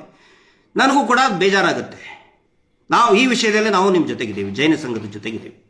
ಆದರೆ ಇದ್ರ ಬಗ್ಗೆನೂ ಮಾತಾಡಿಯಪ್ಪ, ಮಾತಾಡಿ. ಬಾಹುಬಲಿ ಬೆಟ್ಟದಲ್ಲೇ ಅಷ್ಟೊಂದು ಹೆಣ ಬಿದ್ದಿದೆ. ನಾನು ಜೈನ ಸಂಘದ ಸ್ನೇಹಿತರಿಗೆ ಹೇಳ್ತಾ ಇದ್ದೀನಿ, ಯಾವುದು ಶಾಂತಿಯುತವಾದಂತಹ ಧರ್ಮ. So we are very grateful to you. ಶಾಂತಿಯನ್ನು ಬಹಳ ಕಟ್ಟುನಿಟ್ಟಾಗಿ ನೀವು ಪಾಲಿಸುವಂತಹ ಧರ್ಮ ಅದು. ಇವತ್ತಿಗೂ ಕೂಡ ಸ್ವಲ್ಪ ಕೇಳಿ ನಾನು ಹೇಳೋದು, ಧಾರವಾಡ ವರೂರು ಇದೆಯಲ್ಲ, ನಾವು ಅಲ್ಲೇ ಇರೋದು, ಅಲ್ಲಿನೇ ನಮ್ಮ ನಿರಂತರವಾಗಿ ನಾವು ಓಡಾಡಬೇಕಾದ್ರೆ ಅಲ್ಲೇ ನಮ್ದು ಹೊಲ ಇದೆ ವರೂರು ಆಚೆಗೆ. ಜೈನ ಮುನಿಗಳು ದಿಗಂಬರರು ನಾವು ಹೋಗಬೇಕಾದ್ರೆ ಎದುರುಗಡೆ ಬಂದ್ರೆ ನಾವು ಶುಭ ಅಂತ ತಿಳ್ಕೊತೀವಿ. ಕಾರಿಂತ್ರ ಇಳಿದು ಅವ್ರಿಗೆ ನಮಸ್ಕಾರ ಮಾಡಿ ಹೋಗ್ತೀವಿ. ಯಾಕಂತ ಹೇಳಿದ್ರೆ ಜೈನ ಮುನಿಗಳು ನಮ್ಮ ಎದುರುಗಡೆ ಬಂದ್ರೆ ನಮಗೆ ಶುಭ. ಅದು ಅವರ ಆಶೀರ್ವಾದ. ಬರೀ ಅವರ ಒಂದು ಕಣ್ಣು ನಮ್ಮ ಮೇಲೆ ಬಿದ್ದರೆ ನಮಗೆ ಒಂದು ದೊಡ್ಡ ಆಶೀರ್ವಾದ ಅಂತ ತಿಳ್ಕೊಂಡಂಥವ್ರು ನಾವು. ಆದರೆ ದಯವಿಟ್ಟು ಒಂದು ತಿಳ್ಕೊಳ್ಳಿ, ಯಾರಿಗೂ ನಿಮಗೆ ಈ ರೀತಿಯ ಅವಮಾನ ಆದರೆ ಮಂಜುನಾಥ ಸ್ವಾಮಿ ಹೆಸರನ್ನ ಬಡ್ಡಿ ದಂಧೆ ಮಾಡಬೇಕಾದ್ರೆ ಉಪಯೋಗಿಸ್ಕೊಂಡ್ರೆ ನಮಗ ಅವಮಾನ ಅಲ್ವಾ? ಹಿಂದೂಗಳಿಗೆ ಸ್ವಾಭಿಮಾನ ಇಲ್ವಾ? ನಮ್ಮ ಧರ್ಮನೇ ಇಲ್ವಾ? ಹಂಗಿದ್ರೆ ನೀವು ಹೇಳ್ತೀರಿ ಯಾರೋ ಹಾಕಿದ್ರು ಪೋಸ್ಟಿಗೆ, ಪಾಪ ಈ ಹೆಣ್ಮಗಳಿಗೆ ತಗೊಂಡು ಬಂದು ಬನ್ನಿ ಬನ್ನಿ ಬನ್ನಿ ಕೇಸ್ ಹಾಕ್ರಿ ಎಲ್ಲರೂ ಟಾರ್ಗೆಟ್ ಮಾಡೋಣ, ಅಲ್ಲಿ ಕೇಸ್ ಹಾಕೋಣ, ಇಲ್ಲಿ ಕೇಸ್ ಮಾಡೋಣ. ಆಯ್ತು, ಬಾಹುಬಲಿ ಬೆಟ್ಟದಲ್ಲಿ ಇಷ್ಟೊಂದು ಹೆಣಗಳು ಬಿದ್ದಿದೆಯಲ್ಲ, ಒಂದೇ ಒಂದು ಪಿಟಿಷನ್ ಕೊಟ್ಟಿದ್ದೀರಾ? ಒಂದು ಪಿಟಿಷನ್, ಶಾಂತಿಯ ಧರ್ಮ, ಒಂದು ಪಿಟಿಷನ್. ಬಾಹುಬಲಿಯ ಸನ್ನಿಧಿಯಲ್ಲಿನೇ ಸಂತೋಷ್ ರಾವನ್ನ ಅಲ್ಲೇ ಹಿಡ್ಕೊಂಡು ಹೋಗಿ, ಅಲ್ಲಿಂದ ಹಿಡ್ಕೊಂಡು ಹೋಗಿ ಪಾಪ ಅಮಾಯಕನಿಗೆ ಚಿತ್ರಹಿಂಸೆ ಕೊಟ್ರಲ್ಲ. ಆಯ್ತಪ್ಪ, ನಿಮ್ಮ ದೃಷ್ಟಿಯಲ್ಲಿ ಹೌದು, ಯಾರೇ ಇರಲಿ ಸೌಜನ್ಯಾಳಿಗೆ ನ್ಯಾಯ ಸಿಗಲಿ ಅಂತ ಹೇಳಿ ಒಂದೇ ಒಂದು ಪಿಟಿಷನ್ ಕೊಟ್ಟಿದ್ದೀರಾ ನೀವು? ಒಂದು ಅರ್ಜಿ ಕೊಟ್ಟಿದ್ದೀರಾ ನೀವು? ಒಂದು ತಿಳ್ಕೊಳ್ಳಿ, ಯಾವುದೇ ಧರ್ಮ ಇರಲಿ, ಅದು ಹಿಂದೂ ಇರಲಿ, ಮುಸಲ್ಮಾನ್ ಇರಲಿ, ಕ್ರಿಶ್ಚಿಯನ್ ಇರಲಿ, ಜೈನ್ ಇರಲಿ, ಸಿಖ್ ಇರಲಿ, ಜಗತ್ತಿನ ಯಾವುದೇ ಧರ್ಮ ಇರಲಿ, ಆ ಧರ್ಮದ ಇರುವಂತಹ ಯಾವುದೇ ವ್ಯಕ್ತಿ ಅಪರಾಧ ಮಾಡಿದರೆ ಆ ಧರ್ಮ ಮಾಡ್ದಂಗಲ್ಲ. ಈ ಮಾತನ್ನು ಎಷ್ಟೋ ಸಾರಿ ನಾನು ಹೇಳಿದ್ದೀನಿ. ಮಹೇಶ್ ಶೆಟ್ಟರು ಕ್ಲಾರಿಫಿಕೇಶನ್ ಕೊಟ್ಟಿದ್ದಾರೆ. ಎಲ್ಲ ಸೌಜನ್ಯ ಹೋರಾಟಗಾರರು, ತಮ್ಮಣ್ಣ ಶೆಟ್ಟರು ಕ್ಲಾರಿಫಿಕೇಶನ್ ಕೊಟ್ಟಿದ್ದಾರೆ. ಧರ್ಮಕ್ಕೆ ನಾವು ವಿರೋಧಿಗಳಲ್ಲ ಅಂತೇಳಿ. ಆದರೂ ಪದೇ ಪದೇ ಪದೇ ಕುಂಟು ನೆಪ ತಕ್ಕೊಂಡು ಹೆಣ್ಮಕ್ಕಳನ್ನೇ ಟಾರ್ಗೆಟ್ ಮಾಡ್ತಾ ಹೋಗ್ತೀರಿ. ನಾರಾ ವಿಜಯ್, ಚಿತ್ರಾ ರೈ ಅವ್ರನ್ನ ಒಂದೇ ದಿನದಿಂದ ಕೂಡ ಫೈಟ್ ಮಾಡ್ತಾ ಇದ್ದಾರೆ ಅವ್ರ ಸೌಜನ್ಯ ಬಗ್ಗೆ. ಅವ್ರನ್ನ ಟಾರ್ಗೆಟ್, ಚಿತ್ರಾ ರೈ ಅವ್ರನ್ನ ಟಾರ್ಗೆಟ್ ಮಾಡಿ ಮಾಡಿ ಅವ್ರ ಮನೆಯನ್ನೆಲ್ಲ ಒಡೆದು ಇನ್ನೇನೇನೋ ಅವ್ರನ್ನ ಅದ್ಯಾವುದೋ ಒಬ್ಬ ಸ್ವಾಮಿ, ದಂಡಪಿಂಡ ಸ್ವಾಮಿ, ಒಂದು ಸ್ವಾಭಿಮಾನ ಏನಿಲ್ಲ ಏನೇನೋ ಇದನ್ನು ಮಾಡೋದು. ಅಂದರೆ ನಮಗೇನು ಸ್ವಾಭಿಮಾನನೇ ಇಲ್ವಾ? ಅನಿತಾ ಕಾಸರಗೋಡು ಅವ್ರು ಸುಖ ಸುಮ್ಮನೆ ಅವ್ರ ಮೇಲೆ ಕೇಸ್ ಹಾಕಿ, ಪ್ರಸನ್ನ ರವಿ ಅವ್ರ ಮೇಲೆ ಕೆಟ್ಟದಾಗ ಬೈದು ಬರೀ ಹೆಣ್ಮಕ್ಳಿಗೆ ಟಾರ್ಗೆಟ್ ಮಾಡ್ತೀರಿ. ಇದು ನಿಮ್ಮ ಇದನ್ನು ಹೇಳುತ್ತಾ ವಿಚಾರಧಾರೆನಾ? ಇದು ನಿಮ್ಮದು ನೀವು ನಡ್ಕೊಳ್ಳೋ ರೀತಿ? ಯಾಕಪ್ಪ ನೀವು ಇಷ್ಟೊಂದೆಲ್ಲ ಅನಾಚಾರ ಆಗ್ತಾ ಇದೆ? ಇವತ್ತಾಗಿರೋ ಘಟನೆ ಬಗ್ಗೆನೂ ಕೂಡ ಒಂದು ಪೆಟಿಷನ್ ಕೊಡ್ರಪ್ಪ ಹೋಗಿ. ನಾನು ಆ ಮಾತಿಗೆ ನಾವು ಯಾವತ್ತಿಗೂ ಕೂಡ ಬದ್ಧರಾಗಿದ್ದೇವೆ. ನೀವು ಯಾರಾದರೂ ಉದ್ದೇಶಪೂರ್ವಕವಾಗಿ ನಿಂದನೆ ಮಾಡಿದ್ರೆ ಖಂಡಿತ ನಿಮ್ಮ ಜೊತೆಗಿರ್ತೀವಿ. ಆದರೆ ನೀವು ಈ ಹೋರಾಟದಲ್ಲಿ ಎಷ್ಟು ಜನರಿಗೆ ಅವಮಾನ ಆಗಿದೆ, ಎಷ್ಟು ಜನ ಅತ್ಯಾಚಾರ ಆಗಿ ಸತ್ತು ಹೋಗಿದ್ದಾರೆ, ಅವ್ರ ಪರವಾಗಿ ಒಂದು ಪೆಟಿಷನ್ ಕೊಡ್ತೀರಾ? ಇಷ್ಟು ಹೇಳ್ಬಿಡಿ ನೀವು. ಯಾಕಂತ ಹೇಳಿದ್ರೆ ನಮಗೂ ಧರ್ಮ ಇದೆ, ನಮಗೂ ಸ್ವಾಭಿಮಾನ ಇದೆ.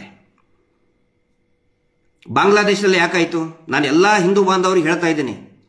ಒಂದು ಫೇಮಸ್ ಯೋಗಿ ಆದಿತ್ಯನಾಥ್ ಅವರು ಒಂದು ಫೇಮಸ್ ಕೊಟೇಶನ್, ಒಂದು ಹೇಳಿಕೆ, ಒಂದು ಘೋಷಣೆ ಕೊಟ್ಟಿದ್ದಾರೆ. ಏನು? ಬಟೋಗೆ ತೋ ಕಟೋಗೆ. ಇದು ಬರೀ ಬಾಂಗ್ಲಾದೇಶಕ್ಕಿಷ್ಟೇ, ಬಾಂಗ್ಲಾಕ್ಕಿಷ್ಟೇ ಅನ್ವಯಿಸುವುದಿಲ್ಲ, ಬೆಳ್ತಂಗಡಿಗೂ ಕೂಡ ಅನ್ವಯಿಸುತ್ತೆ. ಈಗ ನೋಡಿ, ಫೇಸ್ಬುಕ್ಕಲ್ಲಿ ಇದರಲ್ಲೆಲ್ಲ ವಾಟ್ಸಪ್ಪಲ್ಲಿ ಫೇಕ್ ಅಕೌಂಟ್ ಮಾಡ್ಕೊಂಡಿದ್ದಾರೆ ಎಲ್ಲರೂ ಕೂಡ. ಏನು ಫೇಕ್ ಅಕೌಂಟ್? ಏನು? ಶೆಟ್ಟಿ ಸುವರ್ಣ ಗೌಡ ಪೂಜಾರಿ, ಗೌಡ ಪೂಜಾರಿ ಶೆಟ್ಟಿ ಸುವರ್ಣ. ಒಂದೇ ಒಂದು ಕೂಡ ಜೈನ್ ಅನ್ನೋ ಹೆಸರಿನಲ್ಲಿ ಸರ್ನೇಮ್ ಅಲ್ಲಿ ಧರ್ಮ ಅಂತ ಹೇಳ್ತಾ ಇಲ್ಲ. ಒಂದೇ ಒಂದು ಕೂಡ ಮಾಡಿದವರೆಲ್ಲ ಅವರೇ ಅಂತ ಗೊತ್ತಿದೆ ನಮಗೆ, ಬಹಳ ಚೆನ್ನಾಗಿ ಗೊತ್ತಿದೆ. ಅದೇ 3-4 ಜನ ರೇಪಿಸ್ಟ್ಗಳೇ ಆ ಒಂದು ಸಿಂಡಿಕೇಟ್ ನಡೆಸ್ತಾ ಇದ್ದಾರೆ, ಫೇಕ್ ಅಕೌಂಟ್ ಸಿಂಡಿಕೇಟ್. ಹೆಸರಿಡೋದೇನು? ಪೂಜಾರಿ, ಗೌಡ, ಶೆಟ್ಟಿ, ಸುವರ್ಣ. ಯಾಕಂದ್ರೆ ಹೊಡೆದಾಡ್ಬೇಕಲ್ಲ ನಾವು. ಶೆಟ್ರು ಪೂಜಾರು ಹೊಡೆದಾಡಬೇಕು, ಮಗುವೀರರು ಗೌಡರು ಹೊಡೆದಾಡಬೇಕು. ಅದಕ್ಕೆ ಹೇಳ್ತಾ ಇದ್ದೀನಿ, ನಾವು ಹಿಂದೂಗಳು ಒಂದೊಂದು 3-4 ಜನ ಒರಿಜಿನಲ್ ಅಕೌಂಟ್ನವರು ಸ್ವಾಭಿಮಾನ ಇಲ್ಲ, ಏನಿಲ್ಲ, ಸುಮ್ಮನೆ ಬೈತಾ ಇರ್ತಾರೆ. ಅದಕ್ಕೆ ಹೇಳ್ತಾ ಇದ್ದೀನಿ, ಬಟೋಗೆ ತೋ ಕಟೋಗೆ ಬಾಂಗ್ಲಾದಲ್ಲಿ ಇಷ್ಟೇ ಅಲ್ಲ, ಬೆಳ್ತಂಗಡಿಯಲ್ಲೂ ಕೂಡ ಅನ್ವಯಿಸುತ್ತದೆ. ಬಾಂಗ್ಲಾದಲ್ಲಿ ಆದಂತಹ ಹಿಂದೂಗಳ ಪರವಾಗಿ ನಾವಿದ್ದೀವಿ, ಗಟ್ಟಿಯಾಗಿ ಧ್ವನಿ ಎತ್ತೀವಿ. ಅಷ್ಟೇ ಅಲ್ಲ, ಅತ್ಯಾಚಾರದ ಪ್ರಕರಣ ಜಮ್ಮು ಕಾಶ್ಮೀರದಲ್ಲಿ ಕತುವಾದಲ್ಲಿ ಆಯಿತು. ಆಸಿಫಾ ಇದನ್ನು ಪೆಟಿಷನ್ ಅನ್ನು ನಾನು ತಯಾರು ಮಾಡಿಕೊಟ್ಟಿದ್ದೀನಿ. ಯಾವ ರೀತಿ Nirbhaya is the daughter of India ಅಂತ ಇತ್ತು, ಅದೇ ರೀತಿ ಕತುವಾ ಪ್ರಕರಣದ ಬೇಟಿ ಆಸಿಫಾನು ಕೂಡ she is the daughter of India ಅಂತೇಳಿ ಆನ್ಲೈನ್ ಪೆಟಿಷನ್ ನಲ್ಲಿ ನಾನು ಆಡ್ ಮಾಡಿ ಸರ್ಕ್ಯುಲೇಟ್ ಮಾಡಿದ ಇದೇ ಗಿರೀಶ್ ಮಟ್ಟಣ್ಣವರ್. ಈಗಲ್ಲ, 2018 ಜನವರಿಯಲ್ಲಿ ಆಗಿದ್ದ ಘಟನೆ ಇದು. ಅವಾಗಲೇ ನಾನು ಮಾಡಿದ್ದು ಆನ್ಲೈನ್ ಪೆಟಿಷನ್. ಹಾತ್ರಾಸ್ ಘಟನೆಯಲ್ಲಿ ದಲಿತ ಹುಡುಗಿಯ ಮೇಲೆ, 19 ವರ್ಷದ ದಲಿತ ಹುಡುಗಿಯ ಮೇಲೆ ಅತ್ಯಾಚಾರ ಆಯಿತು. ಅವಾಗಲೂ ಕೂಡ ನಾವು ಧ್ವನಿ ಎತ್ತಿದ್ದೀವಿ. ನಿರ್ಭಯ ಪ್ರಕರಣದಲ್ಲಿ ಸಾಕಷ್ಟು ಸಾರಿ ಹೋಗಿ ಬಂದಿದ್ದೀನಿ ನಾನು. ನಮ್ಮ ಮೇಲೆ ಜಾತಿ ಧರ್ಮದ್ದು, ಇವರು ಜೈನ್ ಧರ್ಮಕ್ಕೆ ಬರ್ತಾರೆ, ಇವರು ಮುಸಲ್ಮಾನರ ಜೊತೆಗೆ ಹೋಗ್ತಾರೆ. ಈ ಹೋರಾಟದಲ್ಲಿ ಮುಸಲ್ಮಾನರು ಬಂದ್ಕೊಳ್ಳಿ, ನೋಡಿ ಮುಸ್ಲಿಮರು ಬಂದ್ಬಿಟ್ರು, ಬ್ಯಾರಿಗಳು ಅರಬ್ ದೇಶದಿಂದ ಫಂಡ್ ಬರ್ತದೆ ಅಂತೇಳಿ ಅಪಪ್ರಚಾರ ಮಾಡ್ತೀರಿ. ಕ್ರಿಶ್ಚಿಯನ್ರು ಸಪೋರ್ಟ್ ಮಾಡ್ಕೊಳ್ಳಿ, ನೋಡಿ ಕ್ರಿಶ್ಚಿಯನ್ರದ್ದು ಇವರು ಸಪೋರ್ಟ್, ಕ್ರಿಶ್ಚಿಯನ್ ದೇಶದಿಂದ ಫಂಡ್ ಬರ್ತಾ ಇದೆ ಇವರಿಗೆ ಅಂತೇಳಿ. ಮತ್ತೆ ನೀವು ಮಾಡೋ ಕಾರ್ಯಕ್ರಮದಲ್ಲಿ ಫಸ್ಟ್ ಬಂದು ಕೂತ್ಕೊಳ್ಳೋದೆ ಯುಟಿ ಖಾದರ್ ಬಂದು ಕುಂದಿರ್ತಾರೆ, ಮೊಯಿನುದ್ದೀನ್ ಬಾವ ಫಸ್ಟ್ ಅವರೇ ಬಂದು ಕುಂದಿರ್ತಾರೆ. ನಾವೇನು ಹೇಳ್ಬೇಕಂಗ್ರಿ ನಿಮಗೆ? ಬರ್ತಾರೆ, ನಾವು ಅವ್ರ ಮೇಲೆ ದೂರ್ತಾ ಇಲ್ಲ. ಐ ವಾಂಟ್ ಡಿಸೋಜ ಅವರು ಇವರು ನಿಮ್ಮ ಸ್ಟೂಡೆಂಟ್ ಅಂತ ಹೇಳಿದ್ರೆ ಎಸ್ ವಿ ಫೀಲ್ ಪ್ರೌಡ್. ಆದರೆ ನಾವು ನೀವು ಕ್ರಿಶ್ಚಿಯನ್ರನ್ನು ಕರೆದುಕೊಳ್ಳಿ, ಕ್ರಿಶ್ಚಿಯನ್ ದೇಶದಿಂದ ಫಂಡ್ ಬಂತು ಅಂತ ಏನಾದರೂ ಕಚ್ಚಡ ಕಮೆಂಟ್ ಮಾಡ್ತೀವ ನಾವು? ಈ ಹೋರಾಟ ಎಲ್ಲಾ ಧರ್ಮೀಯರ ಹೋರಾಟ. ಇದು ಬರೀ ಒಬ್ಬ ಹುಡುಗಿಯ ಒಂದು ಹುಡುಗಿಯ ಸೌಜನ್ಯದಲ್ಲ. ಈ ರಾಜ್ಯದಲ್ಲಿ, ದೇಶದಲ್ಲಿ ಪ್ರತಿನಿತ್ಯ ಪ್ರತಿ ನಿಮಿಷ 28 ನಿಮಿಷಕ್ಕೆ ಒಂದು ಸಾರಿ ಅತ್ಯಾಚಾರಕ್ಕೆ ಬಲಿಯಾಗ್ತಾ ಇರುವಂತಹ ಹೆಣ್ಣು ಮಕ್ಕಳ ಪರವಾಗಿ ಇರುವಂತಹ ಹೋರಾಟ ಇದು.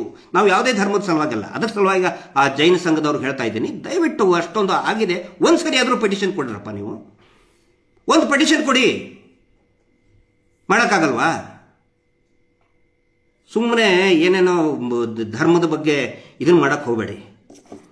ನಿಮ್ಗೊಬ್ಬರಿಗೆ ಇಲ್ಲ, ಎಲ್ಲರಿಗೂ ಧರ್ಮ ಇದೆ, ಎಲ್ಲರಿಗೂ ಅವ್ರವ್ರ ಧರ್ಮ ಮುಖ್ಯನೇ, ಸ್ವಾಭಿಮಾನಗಳೇ ಇರ್ತಾರೆ.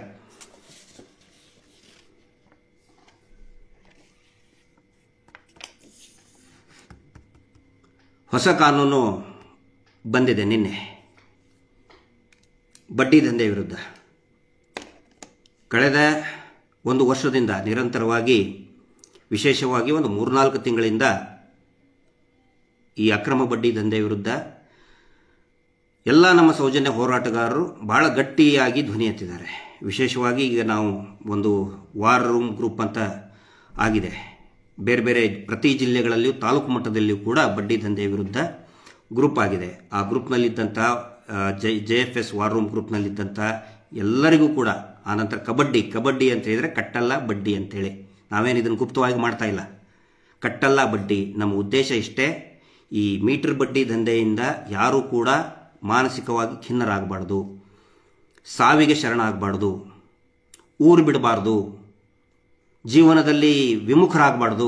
ನಾವೇನೋ ಅಪರಾಧ ಮಾಡಿಬಿಟ್ಟಿದ್ದೀವಿ, ವಾರ ಬಡ್ಡಿ ಕಟ್ಟಲಿಲ್ಲ ಅಂತ ಹೇಳಿದ್ರೆ, ಆ ಒಂದು ಉದ್ದೇಶದಿಂದ ಈ ಒಂದು ಪ್ರಯತ್ನ ಜನಜಾಗೃತಿ ಮಹೇಶ್ ಶೆಟ್ಟಿ ತಿಮ್ರೋಡಿ ಅವರ ಮಾರ್ಗದರ್ಶನದಲ್ಲಿ ಈ ಒಂದು ಪ್ರಯತ್ನ ನಮ್ಮದು ಬಲವಾಗಿ ನಡೆದಿದೆ. ನಾವು ಋಣಿಯಾಗಿದ್ದೇವೆ ಯೂಟ್ಯೂಬ್ಗಳಿಗೆ ಮತ್ತು ಫೇಸ್ಬುಕ್. ಯಾಕಂದರೆ ದೊಡ್ಡ ದೊಡ್ಡ ಪತ್ರಿಕೆಗಳು, TV ಚಾನಲ್ಗಳಿಗೆ ನಾವು ಕಾಣಲ್ಲ. ಅಸೆಂಬ್ಲಿಯಲ್ಲಿ ದೊಡ್ಡ ಮಟ್ಟದ ಒಂದು ಕಾಯ್ದೆ ಆಯಿತು, ಶಾಸಕರು ಸಚಿವರು ಮಾತಾಡಿದರೂ ಕೂಡ ಅದರ ಬಗ್ಗೆ ದೊಡ್ಡ ಮಟ್ಟದಲ್ಲಿ ಯಾವುದೇ ಸುದ್ದಿ ಆಗೋದಿಲ್ಲ. ಹೀಗಾಗಿ ಯೂಟ್ಯೂಬ್ಗಳಿಗೆ ನಾವು ಋಣಿಯಾಗಿದ್ದೀವಿ. ಇವತ್ತು ಆ ಯೂಟ್ಯೂಬ್ಗಳು ಏನು 100 ವಿಡಿಯೋಗಳನ್ನು ಪ್ರಸಾರ ಮಾಡಿದ್ದು, ಅದರಿಂದ ನ್ಯಾಯಾಂಗ ವ್ಯವಸ್ಥೆ ಜಾಗೃತ ಆಯಿತು, ಪೊಲೀಸ್ ವ್ಯವಸ್ಥೆ ಜಾಗೃತ ಆಗಿದೆ, ಶಾಸಕಾಂಗನೂ ಕೂಡ ಜಾಗೃತಿಯಾಗಿ ಒಂದು ಹೊಸ ಕಾನೂನು ಮಾಡಿದೆ. ಹೀಗಾಗಿ ಇದರಲ್ಲಿ ಶ್ರಮಿಸಿದಂತಹ, ದುಡಿದಂತಹ ಮತ್ತು ಅಪಪ್ರಚಾರಕ್ಕೆ ಒಳಗಾದಂಥ, ಯಾಕಂದರೆ ನಾವು ಮಾತಾಡೋರಿಗೆ ಏನು ಹೊಗಳೋದಿಲ್ಲ ಜಾಸ್ತಿ, ಎಲ್ಲರೂ ಬರೀ ಬೈಗಳನ್ನೇ ಜಾಸ್ತಿ ಇರ್ತದೆ. ಇಲ್ಲಿ ನಮಗೆ ಜೈಕಾರ ಮತ್ತು ಒಳ್ಳೆಯದಾಯಿತು ಅಂತ ಹೇಳ್ತಾರೆ, ನಾವು ಅವ್ರಿಗೆ ಧನ್ಯವಾದಗಳು ಹೇಳ್ತೇನೆ. ಆದರೆ ಮೆಸೆಂಜರಲ್ಲಿ ವಾಟ್ಸಪ್ಪಲ್ಲಿ ಬರೀ ಬೈಗಳು ಬರ್ತಾ ಇರ್ತದೆ. ನಮಗೆ ನಮ್ಮಂಥ ಅನೇಕ ಹೋರಾಟಗಾರರಿಗೆ ಬೈಗಳು ಬರ್ತಾನೆ ಇರ್ತದೆ. ಒಬ್ಬರಿಬ್ಬರು ಇಲ್ಲ, ಅನೇಕ ಜನ ಇದ್ದಾರೆ, ಬೈಗಳು ಬರ್ತಾ ಇದ್ದಾರೆ. ಆ ಬೈಗಳನ್ನು ಸಹಿಸಿಕೊಂಡು ಇವತ್ತು ಈ ಆನ್ಲೈನ್ ಅವಕಾಶ ಸಿಕ್ಕರೆ ನಾವು ಅಲ್ಲಲ್ಲಿಗೆ ಹಾನಗಲ್ಲಿಗೆ ಹೋಗಿದ್ವಿ, ಮಂಡ್ಯ ಮಳವಳ್ಳಿಗೆ ಹೋಗಿದ್ವಿ, ಕಲಬುರಗಿಗೆ ಹೋಗಿದ್ವಿ, ಇನ್ನೂ ಕೂಡ ಎಲ್ಲ ಕಡೆಯೂ ಕೂಡ ನಾವು ಸಂಚಾರ ಮಾಡ್ತೀವಿ. ಈ ಒಂದು ಹೋರಾಟಕ್ಕೆ ಒಂದು ದೊಡ್ಡ ಮಟ್ಟದ ಜಯ ಸಿಕ್ಕಿದೆ. ಇದಕ್ಕೆ ಕಾರಣೀಕರ್ತರಾದಂಥ ಪ್ರತಿಯೊಬ್ಬರಿಗೂ ಕೂಡ ನಾನು ಧನ್ಯವಾದಗಳನ್ನು ಹೇಳ್ತೇನೆ. ಮತ್ತು ಇನ್ನೂ ಸ್ವಲ್ಪ ದಿನದಲ್ಲಿ ಅದು ಪೂರ್ತಿಯ ಬಿಲ್ ಏನು ಪಾಸ್ ಆಗಿದೆ, ಕಂಪ್ಲೀಟ್ ಒಂದು ಕಾಪಿ ಸಿಕ್ಕ ನಂತರ ಅದು ಜನರಿಗೂ ಕೂಡ ನಾವು ಜನರ ಭಾಷೆಯಲ್ಲಿ ಸರಳೀಕೃತವಾಗಿ ತಿಳಿಸಿ ಜನರ ಮುಂದೆ ತಗೊಂಡು ಹೋಗುವಂಥ ಪ್ರಯತ್ನವನ್ನು ನಾವು ಮಾಡ್ತೇವೆ. ಅದಕ್ಕಾಗಿ ಹೇಳ್ತಾ ಇದ್ದೀನಿ, ದಯವಿಟ್ಟು ಯಾರೂ ಕೂಡ ಕಾನೂನಿನ ಅಸ್ತ್ರ ನಿಮ್ಮ ಬಳಿ ಇದೆ. ಸಾಲ ಮಾಡಿದವ್ರಿಗೆ ಹೇಳ್ತಾ ಇದ್ದೀನಿ ನಾನು, ಅನಾವಶ್ಯಕವಾಗಿ ಸಾಲ ಮಾಡಬೇಡಿ. ಒಂದೇದು, ಯಾರು ಈಗ ಸಾಲ ಮಾಡಿ ವಾರ ವಾರ ಬಡ್ಡಿ ಕಟ್ತಾ ಇದ್ದೀರಿ, ಈಗ ಇವ್ರು ಹೇಳ್ತಾ ಇದ್ದಾರೆ ಅಯ್ಯೋ ನೀವು ಕಂಪ್ಲೇಂಟ್ ಕೊಡಬೇಡಿ ಅಂತೇಳಿ. ಪ್ರತಿದಿನ ಕಂಪ್ಲೇಂಟ್ ಆಗ್ತಾ ಇದೆ. ಇವತ್ತು ಕೂಡ ಒಂದು ಕಂಪ್ಲೇಂಟ್ ಆಗಿದೆ, ಮೊನ್ನೆ ಇವತ್ತೆರಡು ಆಗಿದೆ, ನಿನ್ನೆ ಒಂದಾಗಿದೆ, ಅದರ ಹಿಂದೆ ಒಂದಾಗ್ತಾ ಇದೆ ಈ ಬಡ್ಡಿ ಸಂಘದ ವಿರುದ್ಧ. ಮುಂಚೆ ಆ ಹೆಸರು ತಗೊಳ್ಳೋಕೆ ಭಯ ಪಡ್ತಾ ಇದ್ರು, ಆದರೆ ಹೋರಾಟದಿಂದ ಒಂದು ಜನಜಾಗೃತಿಯಿಂದ ಇವತ್ತು ಎಷ್ಟೋ ಜನ ಉಳ್ಕೊಂಡಿದ್ದಾರೆ. ಇವತ್ತು ನೆಮ್ಮದಿಯ ಉಸಿರನ್ನು ತಗೊಳ್ತಾ ಇದ್ದಾರೆ. ಈ ಒಂದು ಪ್ರಯತ್ನ ಇನ್ನು ಮುಂದೂ ಕೂಡ ಮುಂದುವರಿತದೆ. ಇನ್ನೊಂದು 2-3 ದಿನದಲ್ಲಿ ಅದರ ಬಗ್ಗೆ ವಿಶ್ಲೇಷಣೆ ಮಾಡಿ ಯಾವ ರೀತಿ ಇದು ಅನುಕೂಲ ಆಗುತ್ತೆ ಜನರಿಗೆ ಅನ್ನೋದನ್ನು ಕೂಡ ನಾನು ವಿವರಿಸ್ತೇನೆ. ಮತ್ತೆ ಕೊನೆಯದಾಗಿ ಅಲ್ಲಿಗೆ ಬರ್ತೇನೆ. ಏನು ಅಂತ ಹೇಳಿದ್ರೆ, ಇವತ್ತು ಬೆಳಗ್ಗೆ ಆಯ್ತಲ್ಲ ಘಟನೆ, ಆವಾಗ ಒಂದು ಬೆಳವಣಿಗೆ ನಡೀತು. ಎಲ್ಲರೂ ಗಮನಿಸ್ಬೇಕು ಇದನ್ನು. ತುಂಬ ರೋಚಕವಾಗಿದೆ, ತುಂಬ ಇಂಟ್ರೆಸ್ಟಿಂಗ್ ಆಗಿದೆ. ಏನಂತ ಹೇಳಿದರೆ, ಶ್ರೀ ಕ್ಷೇತ್ರ ಧರ್ಮಸ್ಥಳದ ಮೆಟ್ಟಿಲಿನ ಮೇಲೇ ಇವತ್ತಿನ ಘಟನೆ ನಡೀತು. ಒಂದು ಬೆಳವಣಿಗೆ ಏನಂತ ಹೇಳಿದರೆ, ಆ ವಿಡಿಯೋ ಮಾಡ್ಕೊಳ್ತಾ ಇದ್ದಾರಲ್ಲ ಭಕ್ತರು, ಆ ಭಕ್ತರ ಮೇಲೆ ಜೋರಾಗಿ ದಬ್ಬಾಳಿಕೆ ಮಾಡಿ ಆ ಮೊಬೈಲ್ ಕಸ್ಕೊಂಡು ಆ ಸೆಕ್ಯೂರಿಟಿ ಹೋಗ್ತಾನೆ ಒಳಗಡೆ. ಹೋಗ್ತಾ ಅದು ರೆಕಾರ್ಡಿಂಗ್ ಆಗ್ತಾನೆ ಹೋಗ್ತದೆ. ಆಮೇಲೆ ಅಲ್ಲಿ ಮಾಹಿತಿ ಕಚೇರಿಯಲ್ಲಿ ಅದನ್ನು ಆಫ್ ಮಾಡ್ತಾರೆ, ಅಂದರೆ ಅದನ್ನು ಕಟ್ ಮಾಡ್ತಾರೆ, ವಿಡಿಯೋ ಕಟ್ ಮಾಡಿ ಆಮೇಲೆ ಡಿಲೀಟ್ ಮಾಡ್ತಾರೆ. ಎಲ್ಲವನ್ನು ಕೂಡ ನಾನು ಆವಾಗಲೇ ಹೇಳಿದೆ, ಡಿಲೀಟ್ ಮಾಡಿದರು. 1 ಗಂಟೆ ಆದಮೇಲೆ ಕೊಟ್ಟರು ಅಂಥೇಳಿ. ಆದರೆ ಈ ಪಾಖಂಡಿ ಮೂರ್ಖರಿಗೆ ಗೊತ್ತಿಲ್ಲ, ಆ ಏನು ವಿಡಿಯೋ ಇತ್ತಲ್ಲ ಅದು ಕ್ಲೌಡಲ್ಲಿ ಸೇವ್ ಆಗಿತ್ತು. ಕ್ಲೌಡ್ ಅಂದರೆ ಮೋಡ ಅಂತ ಹೇಳ್ಬೋದು. ಕ್ಲೌಡ್ ಅಂದರೆ ನಮ್ಮ ವಾತಾವರಣದಲ್ಲಿ, ದಟ್ಸ್ ಅ ಟೆಕ್ನಾಲಜಿ. ಕ್ಲೌಡಲ್ಲಿ, ಗೂಗಲ್ ಕ್ಲೌಡಲ್ಲಿ ಸೇವ್ ಆಗಿತ್ತು. 1 ಗಂಟೆ ಆದಮೇಲೆ ಕೊಟ್ಟರಲ್ಲ, ಆಮೇಲೆ ರಿಟ್ರೈವ್ ಮಾಡಿ ತೆಗೆದ್ರದ್ನ. ತೆಗೆದ ಮೇಲೆ ಗೊತ್ತಾಯ್ತು ಇವ್ರ ಬಣ್ಣ. ಧರ್ಮಸ್ಥಳದ ಮೆಟ್ಟಿಲಿನಗೆ ಇವತ್ತು ಸೌಜನ್ಯ ತಲುಪಿದ್ದಾಳೆ. ಒಂದು ನೀವು ಗಮನಿಸಬೇಕು, ಎಲ್ಲರೂ ಕೂಡ, ನೀವು ಎಲ್ಲರೂ ಕೂಡ ಗಮನಿಸಬೇಕು ಅಂತಲೇ ಆ ಘಟನೆ ನಡೆದಿತ್ತು. ಏನಂತ ಹೇಳಿದರೆ, ಆ ಮಗು ಕಾಣೆಯಾಗಿದ್ದ ಘಟನೆಯನ್ನು, ಅದಕ್ಕೆ ಆಕ್ರೋಶ ವ್ಯಕ್ತಪಡಿಸಿದಂತಹ ವಿಡಿಯೋನ್ನೇ ಡಿಲೀಟ್ ಮಾಡಿದವರು ಇವರು. ವಿಡಿಯೋನ್ನೇ ಡಿಲೀಟ್ ಮಾಡಿ ಹಾಕಿದರು. 12 ವರ್ಷದ ಹಿಂದೆ ಸೌಜನ್ಯಾಳನ್ನು ಅಪಹರಣ ಮಾಡಿದಂತಹ, ಅದನ್ನು ಸೆರೆ ಹಿಡಿದಂತಹ CC ಕ್ಯಾಮ್ರಾಗಳು 3 ಇದ್ದು. ಸ್ನಾನಘಟ್ಟ, ನೇತ್ರಾವತಿ ಸ್ನಾನಘಟ್ಟದಲ್ಲಿ, ಪ್ರಕೃತಿ ಚಿಕಿತ್ಸಾಲಯದ ಮೇನ್ ಗೇಟ್, ಅದರ ಎದುರುಗಡೆ ಇದ್ದಂಥ ಬಸ್ ಸ್ಟ್ಯಾಂಡ್, ಅಲ್ಲೇನೇ ಆಗಿದ್ದು. ಆ ದೃಶ್ಯಗಳನ್ನೇ ಮತ್ತೆ ಯಾಕೆ ಇವರು ಮಾಡಿರಲ್ವಾ, ಡಿಲೀಟ್ ಮಾಡಿರಲ್ವಾ? ಈ ವಿಡಿಯೋ, ಮೊಬೈಲ್ನಲ್ಲಿರುವಂಥ ವಿಡಿಯೋವನ್ನು ಬಲವಂತವಾಗಿ ಕಸ್ಕೊಂಡು ಡಿಲೀಟ್ ಮಾಡಿದಂಥ ಈ ಸಿಬ್ಬಂದಿಗಳು 12 ವರ್ಷದ ಹಿಂದೆ ಸೌಜನ್ಯಾಳನ್ನು ಅಪಹರಿಸಿದಂಥ ದೃಶ್ಯಾವಳಿಗಳನ್ನು ಡಿಲೀಟ್ ಮಾಡಿರ್ತಾರೆ ಅನ್ನುವಂಥ ಒಂದು ಸಣ್ಣ ಸೂಚನೆಯನ್ನು ಮಂಜುನಾಥ ಸ್ವಾಮಿ ತನ್ನ ದೇವಸ್ಥಾನದ, ತನ್ನ ವಾಸಸ್ಥಾನದ, ತನ್ನ ಮನೆಯ ಮೆಟ್ಟಿಲಿನ ಮೇಲೇನೆ ಆ ಸಂದೇಶವನ್ನು, ಸಣ್ಣ ಸೂಚನೆಯನ್ನು ಕೊಟ್ಟಿದ್ದಾನೆ ಮಂಜುನಾಥ ಸ್ವಾಮಿ. ಇವತ್ತು ಸೋಮವಾರ, ಮಂಜುನಾಥ ಸ್ವಾಮಿಯ ವಾರ, ಬೆಳಿಗ್ಗೆನೆ ಆ ಸೂಚನೆಯನ್ನು ಕೊಟ್ಟಿದ್ದಾನೆ. ಇದು ಎಲ್ಲರೂ ಅರ್ಥ ಮಾಡ್ಕೋಬೇಕು. ಸೌಜನ್ಯ, ನೀವು ಹೇಳ್ತಿರಲ್ಲ ಒಳಗಡೆ ಬರಬಾರ್ದು, ಒಳಗಡೆ ಬಿಡಿದ್ರೆ ಹಂಗಾಗತ್ತೆ ಹಿಂಗಾಗುತ್ತೆ. ಸೌಜನ್ಯ ಇವತ್ತು ಮೆಟ್ಟಿಲಿನ ಮೇಲೆ ನಿಂತ್ಕೊಂಡಿದ್ದಾಳೆ. ಮೆಟ್ಟಿಲಿನ ಮೇಲೆ, ದೇವಸ್ಥಾನದ ಮೆಟ್ಟಿಲಿನ ಮೇಲೆ ನಿಂತ್ಕೊಂಡು ತನ್ನ ರೂಪ ತೋರಿಸಿದ್ದಾಳೆ. ಮಂಜುನಾಥ ಸ್ವಾಮಿ ಎದ್ದಿದ್ದಾನೆ. ನಾವು ಭಕ್ತರು ಯಾವತ್ತಿಗೂ ಕೂಡ ನಾವು ದೇವರನ್ನ ಬಿಟ್ಟಿಲ್ಲ. ಆ ದೇವಸ್ಥಾನದಲ್ಲಿ ಪಾವಿತ್ರ್ಯತೆ ಉಳಿಬೇಕು ಅಂಥೇಳಿ ನಾವು ಹೋರಾಟ ಮಾಡ್ತಾ ಇದ್ದೀವಿ. ನ್ಯಾಯ ಸಿಗಬೇಕು ಅಂಥೇಳಿ, ಕಳಂಕ ತರಬೇಕು ಅಂತ ಹೇಳಲ್ಲ. ಹೇಳಿದ್ನಲ್ಲ, ಕಳಂಕ ತರ್ತಾ ಇರೋರು ಯಾರು? ಆ ಸಿಬ್ಬಂದಿನ, ಅನೌನ್ಸ್ ಮಾಡದೇ ಇರುವಂತಹ ಗುಂಡಾಗಿರಿ ಸಿಬ್ಬಂದಿನ, ಪಾವಿತ್ರ್ಯತೆ ಇರಬೇಕು ಅಂತ ಹೋರಾಟ ಮಾಡ್ತಾ ಇರುವಂಥ ಮಹೇಶ್ ಶೆಟ್ಟಿ ತಿಮರೋಡಿ ಅವರ ಜೊತೆಗೆ ಇದ್ದಂಥ ಎಲ್ಲ ಹೋರಾಟಗಾರರ ನೀವೇ ಯೋಚನೆ ಮಾಡಿ. ನಮಸ್ತೆ. Justice for Soujanya.